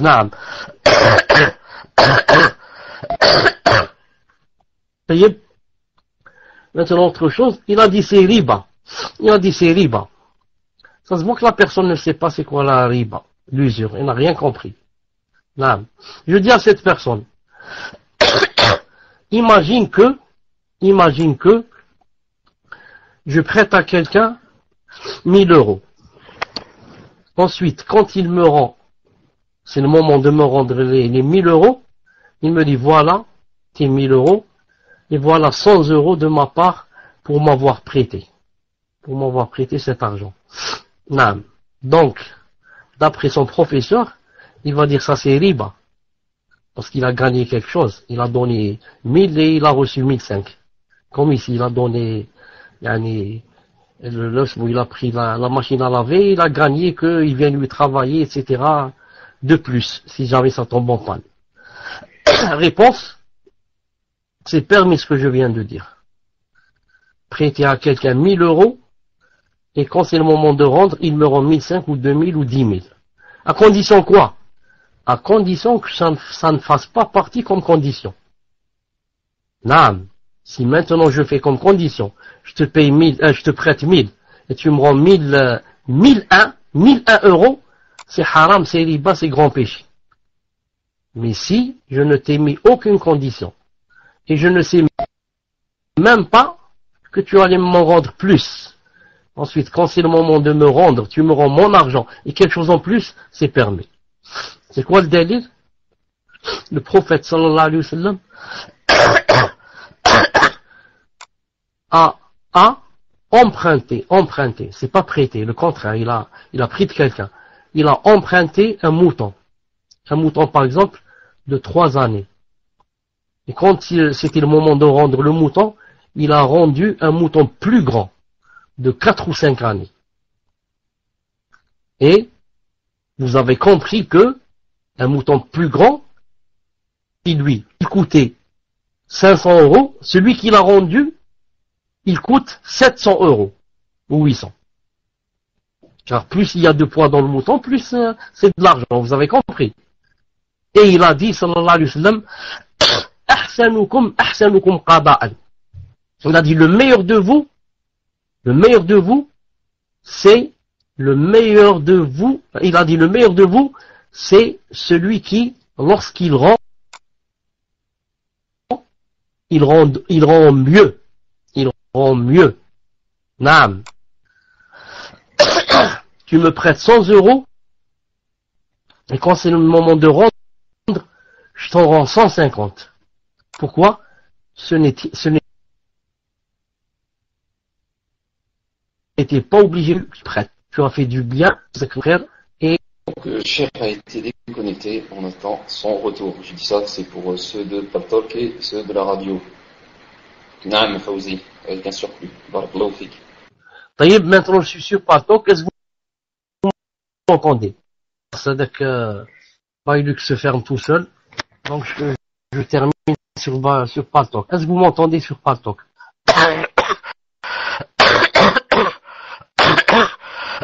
Alhamdulillah. Mais Fawzi, est-ce qu'il y a retransmission sur Bailux? Maintenant c'est le contraire, est-ce qu'il y a quelqu'un là-bas qui retransmet? Donc je vous attends jusqu'à ce que vous soyez prêts, bi'idhnillahi ta'ala. Donc maintenant, je termine comme j'ai dit sur Paltalk. L'autre question c'est dit ici, et il m'a dit aussi que le fait d'acheter de l'or en carte bleue est interdit. Car l'argent n'est pas transmis directement au magasin, car il y a un délai de 2 jours. Je dis, si c'est vrai que c'est comme ça que ça se passe, alors c'est interdit. Si c'est comme ça que ça se passe avec la carte bleue, c'est-à-dire quand tu achètes l'or, naam, et que tu mets cette carte bleue, que l'argent reste 2 jours pour arriver chez le vendeur, ça veut dire c'est haram. Car l'or, quand on l'achète, on doit payer cash, main dans la main. Naam. Les savants disent ma'ali, c'est avec la carte, mais à condition que, à la seconde même, où, je mets ma carte dans la machine, l'argent se trouve déjà chez le vendeur. Reste la dernière question, la troisième. Et puis lorsqu'il est dans un magasin, et que le caissier n'a pas de monnaie sur 10 euros, et que le caissier va faire la monnaie dans l'autre caisse, on doit le suivre quand il fait la monnaie. Donc d'après lui, il a dit ici, si j'ai bien compris, quand je rentre dans un supermarché, et je vais acheter quelque chose. Je vais acheter par exemple du camembert. C'est un exemple. Et que ça coûte 10 euros. C'est un exemple aussi. Et je lui donne maintenant 20 euros au caissier. Et il me dit, attendez, il cherche dans la caisse, il me dit, attendez, j'ai pas 10 euros. Donc, qu'est-ce qu'il va faire? Il va se lever, il va aller dans chez un autre caissier pour lui, pour faire je sais pas comment on appelle ça, et, ramener sarf. Donc, d'après lui, faire la monnaie, voilà. D'après lui, je dois marcher avec le caissier. C'est-à-dire, je me colle à son dos et on marche ensemble. Ou bien je le prends par la main et on marche ensemble. On va ensemble, jusqu'à ce qu'on arrive chez le deuxième caissier. Si le deuxième n'a pas, on marche ensemble, main dans la main, jusqu'à ce qu'on arrive dans le troisième caissier, comme ça. Tout ça, je dis, ma anzalallahu bihi min sultan. Tout ça, il n'y a pas dans notre religion, Allah Ta'ala ne l'a pas fait descendre. Ni dans le Coran, ni dans la Sunna. Celui qui a posé la question, ou bien celui qui lui a dit comme ça, a une ambiguïté. C'est quoi? Il a confondu entre la vente et sarf. Sarf, vous savez c'est quoi? C'est l'échange. Il y a une transaction qui s'appelle la vente et une transaction qui s'appelle l'échange. Dans l'échange, j'ai pas le droit de lui donner 100 euros le change. Voilà. Quand je vais faire un change, j'ai pas le droit, je lui donne 100 euros, il me dit, voilà, j'ai, 100 euros par exemple, c'est un exemple, 100 euros par exemple, c'est, par exemple, c'est Bon, 100 euros par exemple, c'est 200 $. C'est un exemple. Donc je lui donne 100 euros. Il me dit voilà, j'ai 180 $ et il reste 20 $ que j'ai pas trouvé. Ou là, je vais vous les donner tout à l'heure ou là dans 5 minutes. Ça c'est haram. Pourquoi? Je suis en train de faire le change. Quand on fait le change, naam, en même minute, à la même seconde, il me donne, je lui donne.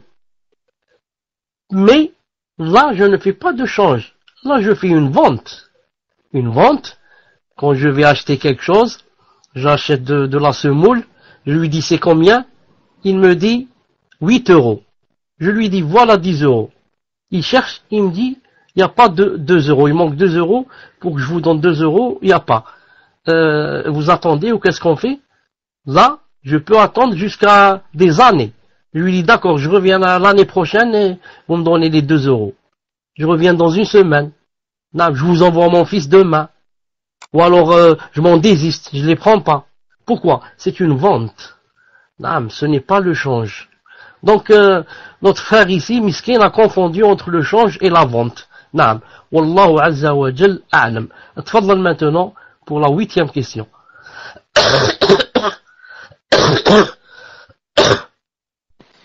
Jazakallahu khairan ya Cheikh. Donc nous allons passer à la 8e question. 8e question.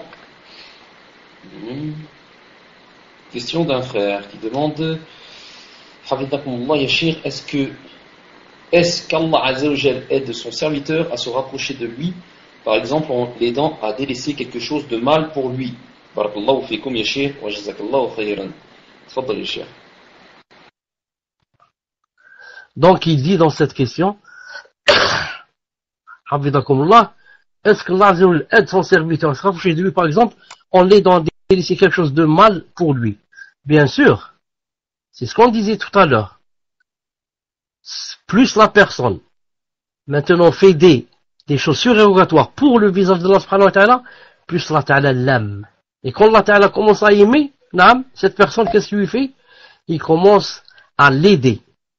En lui embellissant, du verbe embellir, yani les adorations dans son cœur, pour qu'il les fasse facilement. Maintenant, salat al-duha n'est plus difficile pour lui. Allah ta'ala lui embellit cette adoration dans son cœur. Il l'aide, masha'Allah. Alors qu'auparavant, c'est très lourd. Et en même temps, en lui faisant détester dans son cœur, yani les péchés. Maintenant, khlas, il n'aime plus la cigarette. Alors qu'auparavant, yani 3 paquets de cigarettes par jour. Maintenant, khlas, alhamdoulilah. Allah l'a aidé. Il n'aime plus la zina. Il n'aime plus les surprises parties, les anniversaires, tout ça. Khlas, j'aime pas. J'aime les assises et les courbes, ce qu'on dit les self. Donc tout ça, c'est quoi? C'est une aide d'Allah subhanahu wa ta'ala. Quand il voit de toi que tu es sincère, masha'Allah, tu fais des efforts pour se rapprocher de lui. Allah subhanahu wa ta'ala aime ceux qui se rapprochent de lui, aime les bienfaisants, aime tawabin, ceux qui font la tawba, aime mutatahirin, et comme ça. Tfadlal. Jazakallah khairan ya Cheikh. Nous allons passer à la question numéro 9. Question numéro 9, question d'une sœur qui demande peut-on aimer Allah d'un grand amour tout... Quand je vais recommencer. Peut-on aimer Allah Azza wa Jal d'un grand amour tout et faire des péchés? J'ai pas compris là. Peut-on aimer Allah d'un grand amour et faire des péchés? Est-ce que l'angoisse peut toucher celui qui évite les péchés? Tfadal ya Cheikh wa jazakallah khairan.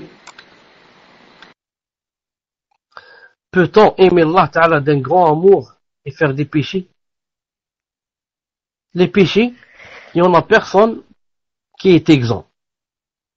Tout le monde fait des péchés. Le prophète sallallahu alayhi wa sallam a dit Kullu bani Adam khata. Khata, ça veut dire fait des péchés. Ce n'est pas comme quelques-uns croient que khata, yani il fait des fautes. Khata. C'est-à-dire, il y a la différence entre khata et ici entre khati et mukhti. Khati, il fait des péchés, il fait des grands péchés même. Et mukhti, il fait des fautes. La différence c'est que, en faisant les péchés, je les fais sciemment, exprès. Tandis que les fautes, je les fais involontairement. Donc tout le monde fait des péchés. Les prophètes, ne font pas les grands péchés, font seulement les petits péchés. Mais nous, on fait les grands péchés. On fait les grands péchés. Seulement, plus on aime Allah subhanahu wa ta'ala, et plus, on commence à se détacher des péchés, à s'en éloigner. Et vice versa. Et plus maintenant, on fait pas beaucoup d'efforts vers Allah subhanahu wa ta'ala et vers ce qu'il ravit, on commence à faire des péchés. À faire des grands péchés. Donc, si la personne veut dire ici, peut-on aimer Allah ta'ala d'un grand amour et faire des péchés, c'est-à-dire, comme on fait un être humain. C'est-à-dire, il n'est pas infaillible. C'est vrai. Mais s'il veut dire ici par faire des péchés, en faire beaucoup, non. Non. Ça contredit le grand amour d'Allah subhanahu wa ta'ala. Ça ne marche pas ensemble. Tout à l'heure, j'ai dit, le hadith est clair. La yazni zani hina yazni wa huwa mu'min. Comme ça a dit alayhi salam. Le fornicateur, quand il fait la fornication, la yazni zani hina yazni, n'est pas croyant. Au moment où il fait la fornication, il n'est pas croyant. Alors comment, d'un côté il n'est pas croyant, et de l'autre il aime Allah d'un grand amour? C'est pas possible. Le prophète a dit, il n'est même pas croyant au moment où il fait le grand péché. Alors comment aurait-il un grand amour pour Allah subhanahu wa ta'ala? Non, ça ne marche pas ensemble. Ça ne marche pas ensemble. Non. Le grand amour d'Allah subhanahu wa ta'ala devient une barrière entre toi et les grands péchés.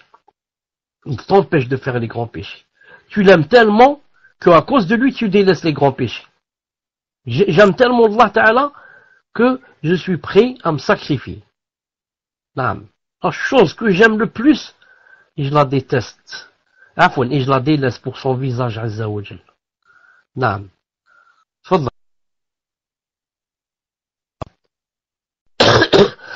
نبيل هل تستطيع أن تأخذ اللاقط وتسلم علينا؟ تفضل نبيل.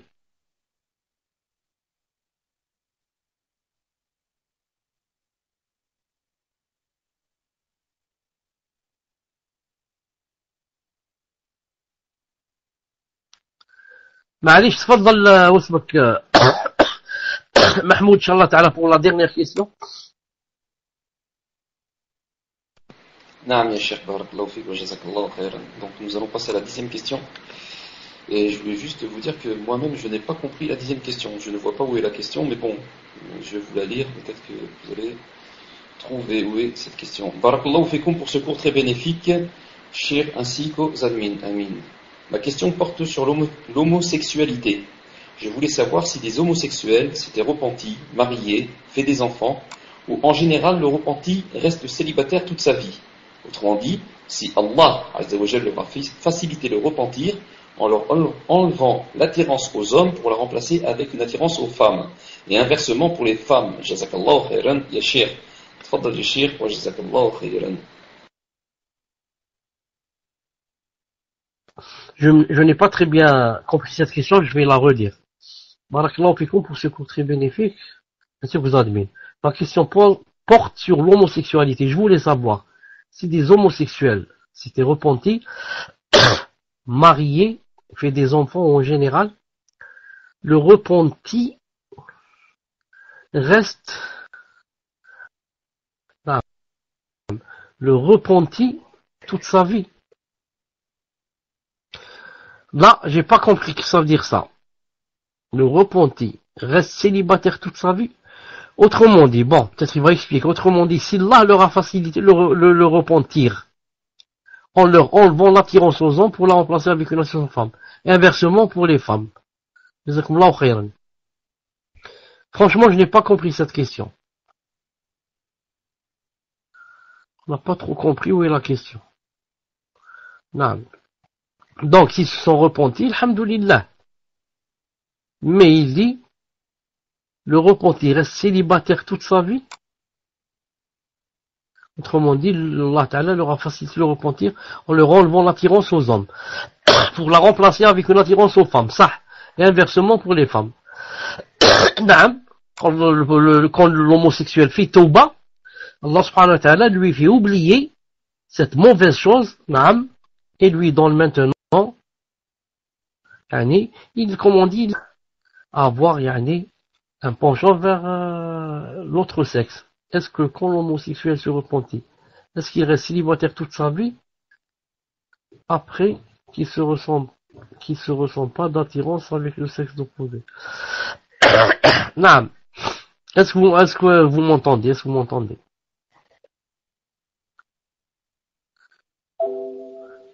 Est-ce que vous m'entendez? Alhamdulillah. Alhamdulillah. Donc, est-ce que quand l'homosexuel se repentit, donc est-ce qu'il doit rester célibataire toute sa vie parce qu'il ne ressent pas d'attirance envers le sexe opposé? Maintenant, l'homosexuel, quand il se repentit, ou bien, il va être guéri, et par conséquent va devenir naturel, et par conséquent, avoir de l'attirance envers le sexe opposé, ou bien quoi? Ou bien il va rester toujours comme ça, sans attirance. Je dis, dans le pire des cas, c'est-à-dire s'il va rester sans attirance, l'essentiel dans tout cela c'est quoi? C'est qu'il a sauvé sa peau. Naam, il a sauvé sa peau. C'est-à-dire que, alhamdulillah, Allah Ta'ala n'est plus en colère contre lui. Et que, Inch'Allah Ta'ala, il y a un paradis qui l'attend. Et que, comme il a patienté des années dans le haram, il doit patienter maintenant des années dans le halal jusqu'à mourir. Naam, au moins, Allah Ta'ala est ravi de lui. Il n'y a pas plus grand que le ravissement d'Allah. Ça c'est dans le cas où il ne guérit pas. Mais si Allah subhanahu wa ta'ala le guérit, et que maintenant, alhamdoulilah, il a de l'attirance envers l'opposé, alhamdoulilah, ce serait mieux et il mènera une vie normale, bi'idnillah subhanahu azza wa jalla. Naam. Mahmoud. Tfadal pour le whisper, Mahmoud. Mais, Mahmoud, tout à l'heure, tu m'avais envoyé un fichier qui venait du site Al-Ilm Al-Shar'i. Est-ce que tu peux m'envoyer une deuxième fois? Et quand je serai, voilà. Et on commence, Inch'Allah ta'ala, tfadal. Naam, jazakallah khayran, ya cheikh. Donc, je ne sais pas si les frères et sœurs sont tous au courant. Donc, il y a peu de temps. Donc je voulais juste dire par rapport au président de Baraka City qui a été interviewé sur une chaîne française, Afwan. Donc rappelez-vous qu'il y a plus de 2 ans, vous leur aviez demandé de se désavouer des Khawarij et ils n'avaient rien fait pour cela. Et moi-même qui vous connais depuis des années, je vous avais fait part de ce que je pensais, c'est-à-dire, cher, pensez-vous que vous devez mettre en garde malgré que j'ai confiance en vous pour plusieurs raisons. Mais comme beaucoup, j'ai été, je pense, touché par les sentiments. Mais depuis plusieurs mois, il y a des écrits, des vidéos de ce frère et plusieurs choses ressortent de ceci. Déjà, il ne veut pas être appelé salafi et ni salafi quiétiste, qui est une appellation que nous ne reconnaissons pas nous-mêmes puisque les salafis ne sont pas des khawarij. Ce qui montre qu'il n'a rien à voir avec nous et la voie que nous suivons. De plus, il est étonné de voir les femmes, c'est-à-dire ce sont ces femmes qui n'ont aucune pudeur, plus déterminées que nos imams dans la défense de nos principes et nos valeurs. Moi, ce qui m'étonne, c'est qu'un frère comme ça, qui m'a l'air de parler que de sa tête, et non par conseil de gens de science, puisse prendre en exemple des femmes sans pudeur qui insultent l'islam et le prophète sallallahu alayhi wa sallam. Le prophète sallallahu alayhi wa sallam a dit que celui qui croit en Allah et au jour dernier, qu'il ne dise que du bien ou qu'il se taise. Rapporté selon Abu Huraira par Al-Bukhari. Selon les gens de science, il y a 3 sortes de paroles sur lesquelles l'homme devra rendre des comptes le jour où le regret ne sera d'aucune utilité. Les bonnes paroles, les mauvaises paroles, les paroles permises. Les salafs étaient très assidus quant à la préservation de leur langue. Abu Bakr as-Siddiq tenait sa langue et disait « Celle-ci m'a causé des problèmes ». Comment une telle personne peut-elle être président d'une telle organisation? Il dit qu'il s'est opposé à des régimes totalitaires, déclaré opposant face à des juntes militaires. Et un autre tweet qui dit « Savez-vous qu'en Égypte on tue pour la démocratie ?» Et il dit aussi sur Saïd Qutb, je cite, aussi l'histoire de Saïd Qutb nous en dit long, une moustache a parfois plus de principe qu'une grande barbe. Il prend aussi la défense et invoque pour la libération du guide suprême Mohammed Badi de la secte des frères musulmans. Donc il ne veut pas condamner l'État islamique, mais se dérange pas de condamner les gouverneurs des pays musulmans sans problème et de faire l'éloge de Saïd Qutb, une tête pensante des Khawarij de notre époque. Et se permet de défendre le guide suprême de la secte des frères musulmans qui ont connu leur haine contre les Ahl Sunnah wal Jama'a et leur propagation de la bid'a, Wallahu musta'an. Après, il conseille à tous les musulmans, en apparence trop ostentatoire, de se désavouer directement de l'État islamique si on passe sur un plateau TV. Allahu Akbar. Ya Akhi Idriss, penses-tu que l'on a attendu de passer sur un plateau TV pour se désavouer de l'État islamique? Ya Akhi, nous n'avons aucune ambiguïté pour condamner leurs actes comme tout acte de terrorisme, quel qu'il soit, et d'où qu'il vienne, et de dire que cette organisation Afwan n'a rien à voir avec la voix du prophète sallallahu alayhi wa sallam. On n'attend pas un plateau TV pour cela, car notre minhaj est très clair. Il est clair et très clair là-dessus, et alhamdulillah. Ya Akhi, écoute ce hadith. Le prophète a dit, un groupe de ma communauté restera toujours sur la vérité. Ceux qui les délaissent et s'opposent à eux ne leur nuiront jamais jusqu'à ce que l'ordre d'Allah Azzawajal arrive alors qu'ils sont ainsi, rapportés par Muslim.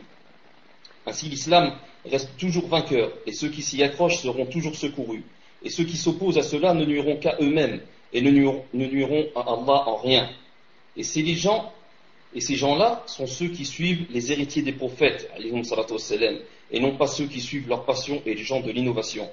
Je voulais rajouter le fait que vous leur aviez demandé de se désavouer des Khawarij et que le journaliste n'a fait que reprendre ce que vous leur demandiez, Yachir, car il a lui-même compris qu'il y avait une ambiguïté.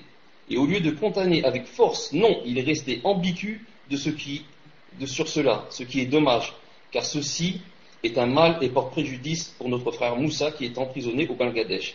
Et ça ne lui est d'aucune utilité, au contraire. Donc on demande à Allah Azzawajal son aide contre toutes ces déviances et sa guidée pour nous raffermir sur la voie droite, celle de notre prophète Mohammed sallallahu alayhi wa sallam. Voilà les chers, j'ai fini, je vous laisse le mic. Fadal les chers. Hier, vous m'entendez? Hier, j'ai entendu, là j'ai vu la vidéo. J'ai été écœuré. Non. Pour plusieurs choses. La première, tu n'as pas honte. Dites-moi comment il s'appelle ce président. Comment il s'appelle? Idriss, si tu m'entends. Tu n'as pas honte, Akhi. Tu dis que tu es salafi. Au nom de la salafi, ya za'ma. Comme ça tu dis, je suis salafi, ça. Bon, supposons que tu dises pas, peut-être tu vas me répondre, j'ai jamais dit je suis salafi. Je suis musulman, je suis al-sunnah, et tu vas t'asseoir comme ça avec des femmes ou tabarrijat. Tu n'as pas honte, ya Akhi Idriss. Est-ce que c'était obligé d'aller là-bas? Est-ce qu'ils t'ont ramené avec les menottes? Est-ce que un vrai salafi, pas un salafi, est-ce qu'un pieux irait s'asseoir là-bas avec deux femmes ou tabarrijat à mes côtés? C'est ça, il y a Idriss l'islam, hein, c'est ça. Hein. Chouf, je te donne un exemple, juste un exemple pour que tu comprennes. Chouf le vrai salafi, chouf Allah Ibarak. Chouf chez nous ici en Algérie, Cheikh Azzdin Ramadani. qu'Allah Ta'ala يحفظه. أحسبه كذلك ولو زكي الله أحدا. On l'a contacté de haut, vraiment de haut. Ça veut dire il faut que tu fasses ce qu'on dise. Non, tu viens à la chaîne ici qui s'appelle Nahar, une chaîne simple d'Algérie. C'est pas Canal Plus ou la TF2 où il n'y a ni aïb, ni porno, ni rien. Une chaîne simple, seulement avec les hommes. Et tu viens parler dans le din. Il a dit jamais je n'accepte. Ils ont dit comment c'est grave, il va avoir coup d'état, il va avoir. Il a dit à condition alors. C'est quoi la condition? On fait ça, la télévision a dit, on va filmer dans une pièce de ma mosquée. Allahu Akbar. Dans une pièce de ma mosquée. Condition, je viens pas chez vous. Vous les hommes, pas les femmes. Hein. Condition, chez moi. Dans ma mosquée, dans une petite chambre. Ils ont filmé là-bas pendant 1 heure ou là. Comme ça, il y a des tu n'as pas honte. avec deux mutabarrijat, et plein de mutabarrijat là-bas, et les pervers, c'est tout au milieu, en train de parler. Qui t'a obligé d'aller là-bas? Qui t'a obligé? Ils t'ont pris avec force, hein, ils t'ont mis des chaînes, ils t'ont dit on va t'emmener en prison. Ensuite, tu n'as pas honte quand on te demande de te désavouer, tu dis oui, d'accord, s'il tue les femmes, hein, s'il tue les enfants, s'il tue les vieux, ça veut dire quoi? Ça veut dire je me désavoue pas s'il tue pas les vieux, et s'il tue pas les enfants, et s'il tue pas c'est pas le troisième index, c'est qui? Vous avez compris? Oui, bien sûr, je me désavoue s'il tue les lahara, s'il tue les vieux, s'il tue les enfants, s'il tue les femmes enceintes. Mafhoum mukhalafa, si tu pas les femmes enceintes, si tu pas les enfants, tu pas les vieux, ça veut dire que je me désavoue pas, ils sont machallah.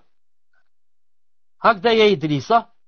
De toute façon, moi je savais, moi ça fait 2 ans, je leur ai dit, ya Jama'a, écrivez une phrase seulement dans votre site, que vous désavouez de ces gens-là, ils n'ont pas pu. Moi aujourd'hui, je peux vous dire, après avoir écouté ce que j'ai écouté et vu le fichier qui est là devant moi, un fichier, qu'on m'a envoyé, recopié du site, l'ilm al-shar'i. Vous avez remarqué que le journaliste lui-même lui a dit, c'est ambigu. Il a dit, c'est pas clair. Comme ça. Quelqu'un qui n'est même pas musulman lui a dit, non, c'est pas comme ça qu'on se désavoue. Subhanallah al-azim. Même, d'où ils ont remarqué. El-Muhim.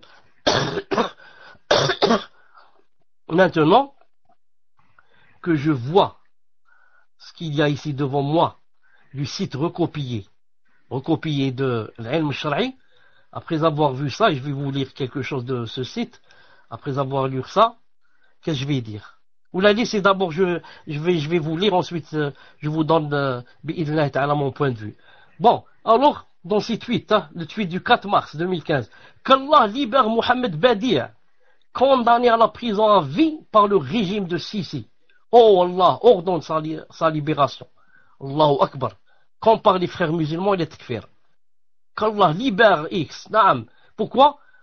Condamné par le régime de Sisi. Sisi, donc ce n'est plus un gouverneur musulman à qui on doit obéir. Il a condamné Mohamed Badi', qu'Allah ordonne sa libération. Naam. Allahu Akbar. Ma'alish. Et ce Mohamed Badi', en photo, avec la main de Rabi'a, des frères musulmans, les 4 doigts. Ma'alish. Un peu plus bas.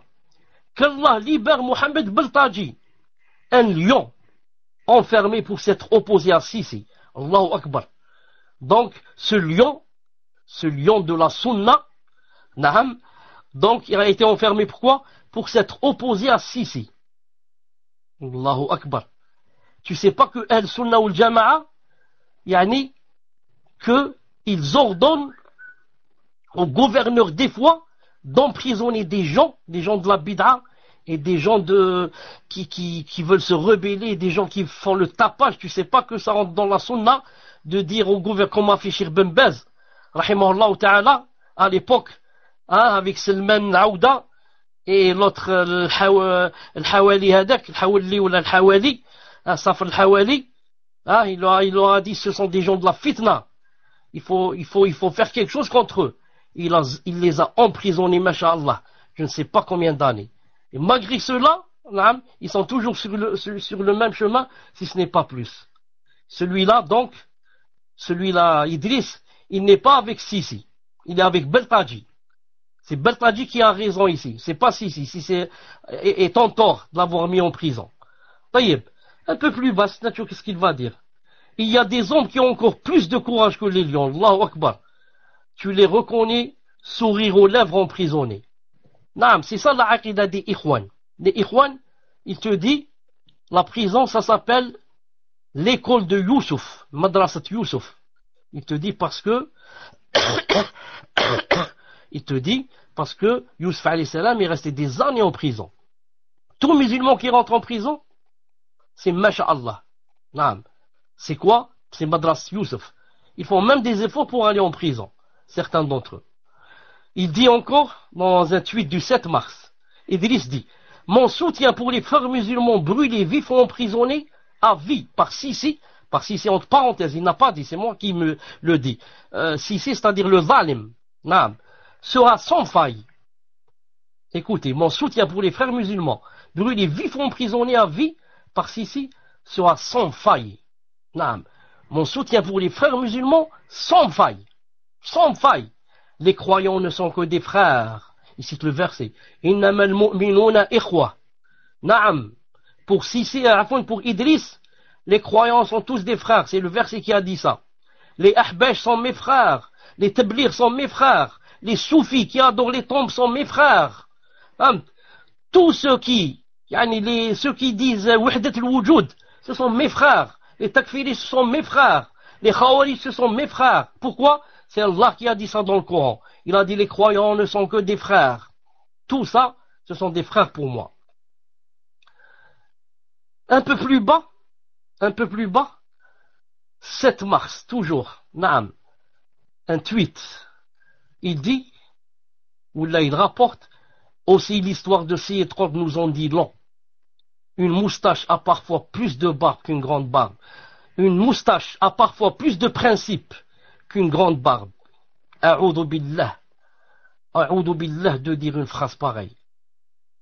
Ça risque même de donner l'apostat. Si je dis que il y a une moustache, des fois c'est mieux que la barbe. Naam, la barbe qu'a légiféré le prophète sallallahu alayhi wa sallam, qui a dit il faut faire la barbe. Laissez la barbe, il n'a pas parlé de la moustache. Ici il te dit c'est le contraire. Des fois la moustache est mieux que la barbe. Allahu Akbar. L'histoire de Sayyid Qutb nous en dit long. Naam. Donc ils prennent les principes de l'histoire de Sayyid Qutb. L'égaré égareur. Que, comme a dit Cheikh Ibn Uthaymin, s'il n'y avait pas cette piété ou là, j'aurais dit de lui qu'il est kafir. Naam. Pour avoir dit ce qu'il a dit dans Dhilal al-Qur'an et dans l'Adala al-Ijtima'iyya et ses autres livres. Pourquoi Adamouni? Du coffre, plein de Wahdat al-Wujud et plein, il insulte les Sahaba, il insulte Moussa alayhi salam, il rit de lui. Que Allah Ta'ala nous préserve. Ensuite, 6 mars 2015, aujourd'hui une réunion importante pour vous préparer un bourget magnifique et engagé. Masha'Allah. Masha'Allah. Vous allez nous préparer un bourget magnifique. Masha'Allah. Masha'Allah. qu'Allah nous préserve d'assister à ce bourget ou là, chez vous. Ensuite, dans un tweet du 6 mars 2015, Rawa'i', parmi les choses admirables de qui? Nabil al-Iwadi. Naam. Et une vidéo de Nabil al-Iwadi ici. Ou là de qui? Attendez, je ne le vois pas bien. Je crois que c'est l'Arifi ou là c'est Nabil al-Iwadi. L'un des deux. Naam. Il est là, en face de moi. Naam. Il lui fait des éloges. Il met ses vidéos. Naam. Ensuite, Idriss est le symbole de Rabi'a des frères musulmans. Idriss lui-même, en photo ici. Naam. Devant moi. Naam. Avec la main comme ça, les 4 doigts des frères musulmans. C'est-à-dire, je suis avec vous. Naam. Avec vous. Vive les frères musulmans. Vive Rabi'a. Naam. Comme ça, les 4 doigts, affichés. Masha'Allah ala Idriss le Salafi. Masha'Allah, Idriss le Salafi. Naam. Alors moi, je dis pour terminer, je jure par Allah Ta'ala le Tout-Puissant 3 fois, que Idriss, celui-là, Tabarakasiti, n'a pas senti l'odeur de la salafiyya. Il ne connaît en rien, c'est quoi la salafiyya. Et il n'a même pas senti son odeur. Voilà, c'est ma sentence. Je jure par Allah Ta'ala le Tout-Puissant, que Idriss n'a jusqu'à présent pas encore senti l'odeur de la salafiyya. Qu'en est-il, il sait c'est quoi la salafiyya? Qu'en est-il, il est salafi. Voilà, je termine avec ça, Inch'Allah Ta'ala, qu'Allah Ta'ala nous guide. Alhamdulillah, des centaines et des centaines, si ce n'est pas des milliers, naam, ce sont maintenant des avoués de Barakasiti. Naam, ils ne leur donnent plus leurs dents. Ils mettent en garde contre eux. Et vous allez voir d'ici des années, Inch'Allah Ta'ala, comment l'étau va se serrer contre eux. Naam, jusqu'à ce qu'ils fassent tawba bi'idhnillahi ta'ala. Toi, moi, je donne mon argent à celui-là, un fanatique des frères musulmans. Naam, qui est la preuve qu'il n'envoie pas notre argent à Daesh? Naam. Allez, je demande aussi à Idriss, viens parler, va mettre un bayen et dit que tu n'envoies pas l'argent à Daesh. Tu n'envoies pas pour qu'ils achètent là-bas les missiles pour étrangler les musulmans et pour égorger les femmes et les enfants. Naam. Vous savez c'est qui Daesh? Daesh c'est juif, c'est sioniste, c'est Amérique, c'est... Naam. Donne-nous une preuve que les musulmans, quand ils te donnent de l'argent, tu n'achètes pas les armes à Daesh, puisque tu ne veux pas te désavouer d'eux. Naam. J'arrêterai ici. Alhamdulillah, qu'Allah Ta'ala nous a donné la clairvoyance. Alhamdulillah, qu'Allah Ta'ala chaque jour nous montre le vrai chemin.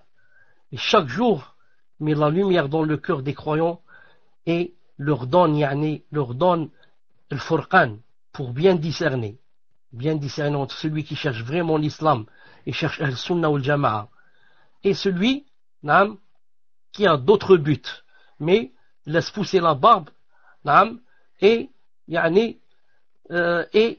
fait tomber les nouveaux et les juhal les fait tomber dans leur piège.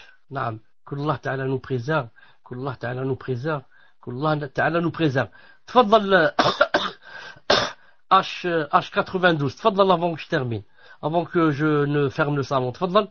Il a dit ici, il met aussi sur Twitter une fausse règle, comme quoi on ne doit pas se désavouer de Daesh. Moi je n'ai pas lu ça, mais si toi tu sais qu'il a mis ça sur Twitter, premièrement il ne faut pas t'étonner. Est-ce que tu t'étonnes que quelqu'un des frères musulmans ou bien de Daesh disent on ne doit pas se désavouer de Daesh? Est-ce que ça t'étonne? Est-ce que ça t'étonne qu'un Tabléri dise on ne doit pas se désavouer des Tabléri? Tu t'étonnes pas? Non. Donc ça ne m'étonne pas s'il a dit ça. Non, lui il peut pas se désavouer, donc maintenant il doit dire aux autres qu'il ne faut pas se désavouer. Se justifier, c'est quelque part s'accuser. Aucun musulman ne doit tomber dans la justification et la condamnation de ce qu'ils n'ont pas fait. C'est pas vrai. Mensonge. C'est pas vrai. La justification existe en islam. La femme qui est allée se plaindre, Cheikh Al-Albani a dit hadith authentique, il se trouve dans Sunan. La femme qui est allée se plaindre au prophète alayhi salam, elle lui a dit, mon mari, quand je fais la prière, il me frappe. Naam. Et quand je fais le siyam, il me fait manger. Naam. Et il ne se lève pas salat al-fajr jusqu'à ce que le soleil se lève. Qu'a dit le prophète sallam? Il s'est retourné à l'homme. Il lui a dit, qu'est-ce que tu as à dire? C'est-à-dire, qu'as-tu à dire pour te justifier?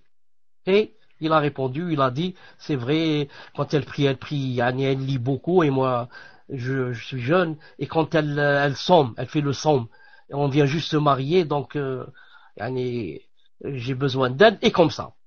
Donc en islam on se justifie, c'est faux ça, se justifier c'est s'accuser, c'est pas vrai.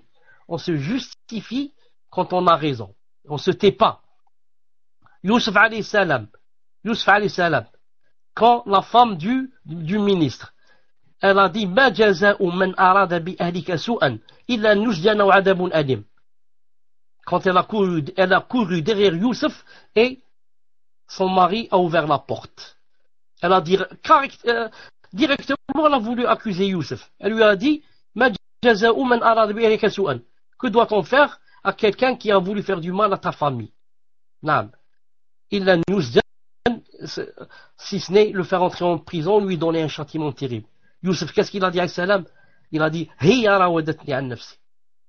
Il ne s'est pas tué, il s'est justifié. Il a dit non, c'est elle qui m'a demandé de faire le haram. Donc c'est faux ici la règle qu'il a citée. On se justifie en islam, naam, et on se désavoue clairement de tous ceux qui ne sont pas sur le vrai chemin. Naam, on dit je me désavoue de telle secte, je me désavoue de telle secte, et comme ça. Et au contraire, si je me désavoue pas, ça veut dire que je suis avec eux. Naam, Comme ça, je peux jouer avec tout le monde. Famt. Quand je rencontre les Dash, vous voyez, hein, alhamdoulilah, hein, je vous ai pas critiqué. Quand je rencontre Ahbash, alhamdoulilah, moi je vous ai jamais critiqué. Quand je rencontre Teblir, alors ça va Teblir, moi je vous ai jamais critiqué, alhamdoulilah. Et quand je rencontre les Soufis, alors mes frères les Soufis, alhamdoulilah, hein, il y a quelque chose à manger, hein, il y a du méchoui, j'aime le méchoui. Moi je me suis jamais désavoué de vous. Et comme ça, vous avez compris. Il y a seulement les Salafis, al-Sunnah ou al-Jama'a, qui se désavouent clairement. Clair. Comme a dit alayhi salam, تركتكم على المحجة البيضاء ليلها كنهارها لا يزيغ عنها إلا هالك. Je vous ai laissé sur le chemin, يعني المحجة البيضاء, sur le chemin, le délit blanc, واضح, clair, de nuit comme de jour. Le Salafi est clair, avec son père, sa mère, son épouse, ses voisins, la police, la gendarmerie, président de la République, les ministres, les députés, toutes les sectes. Il est clair. قل هذه سبيلي أدعو إلى الله على بصيرة. Dis, voici mon chemin. J'appelle vers Allah subhanahu wa ta'ala avec clairvoyance. On a un seul dialogue avec tout le monde. Ce qu'on dit comme ça devant tout le monde et tout le monde nous entend, si on est en cachette ou en privé avec quelqu'un, on tient le même discours. Pas comme Idriss et les frères musulmans. Quand il vient à la télé, il dit une chose. Quand il est avec les autres, en groupe, hein, ils disent autre chose. Que Allah subhanahu wa ta'ala nous préserve. Subhanak Allahumma bihamdik. Ashhadu an la ilaha illa anta. Astaghfiruka wa atubu ilayk. Assalamu alaikum.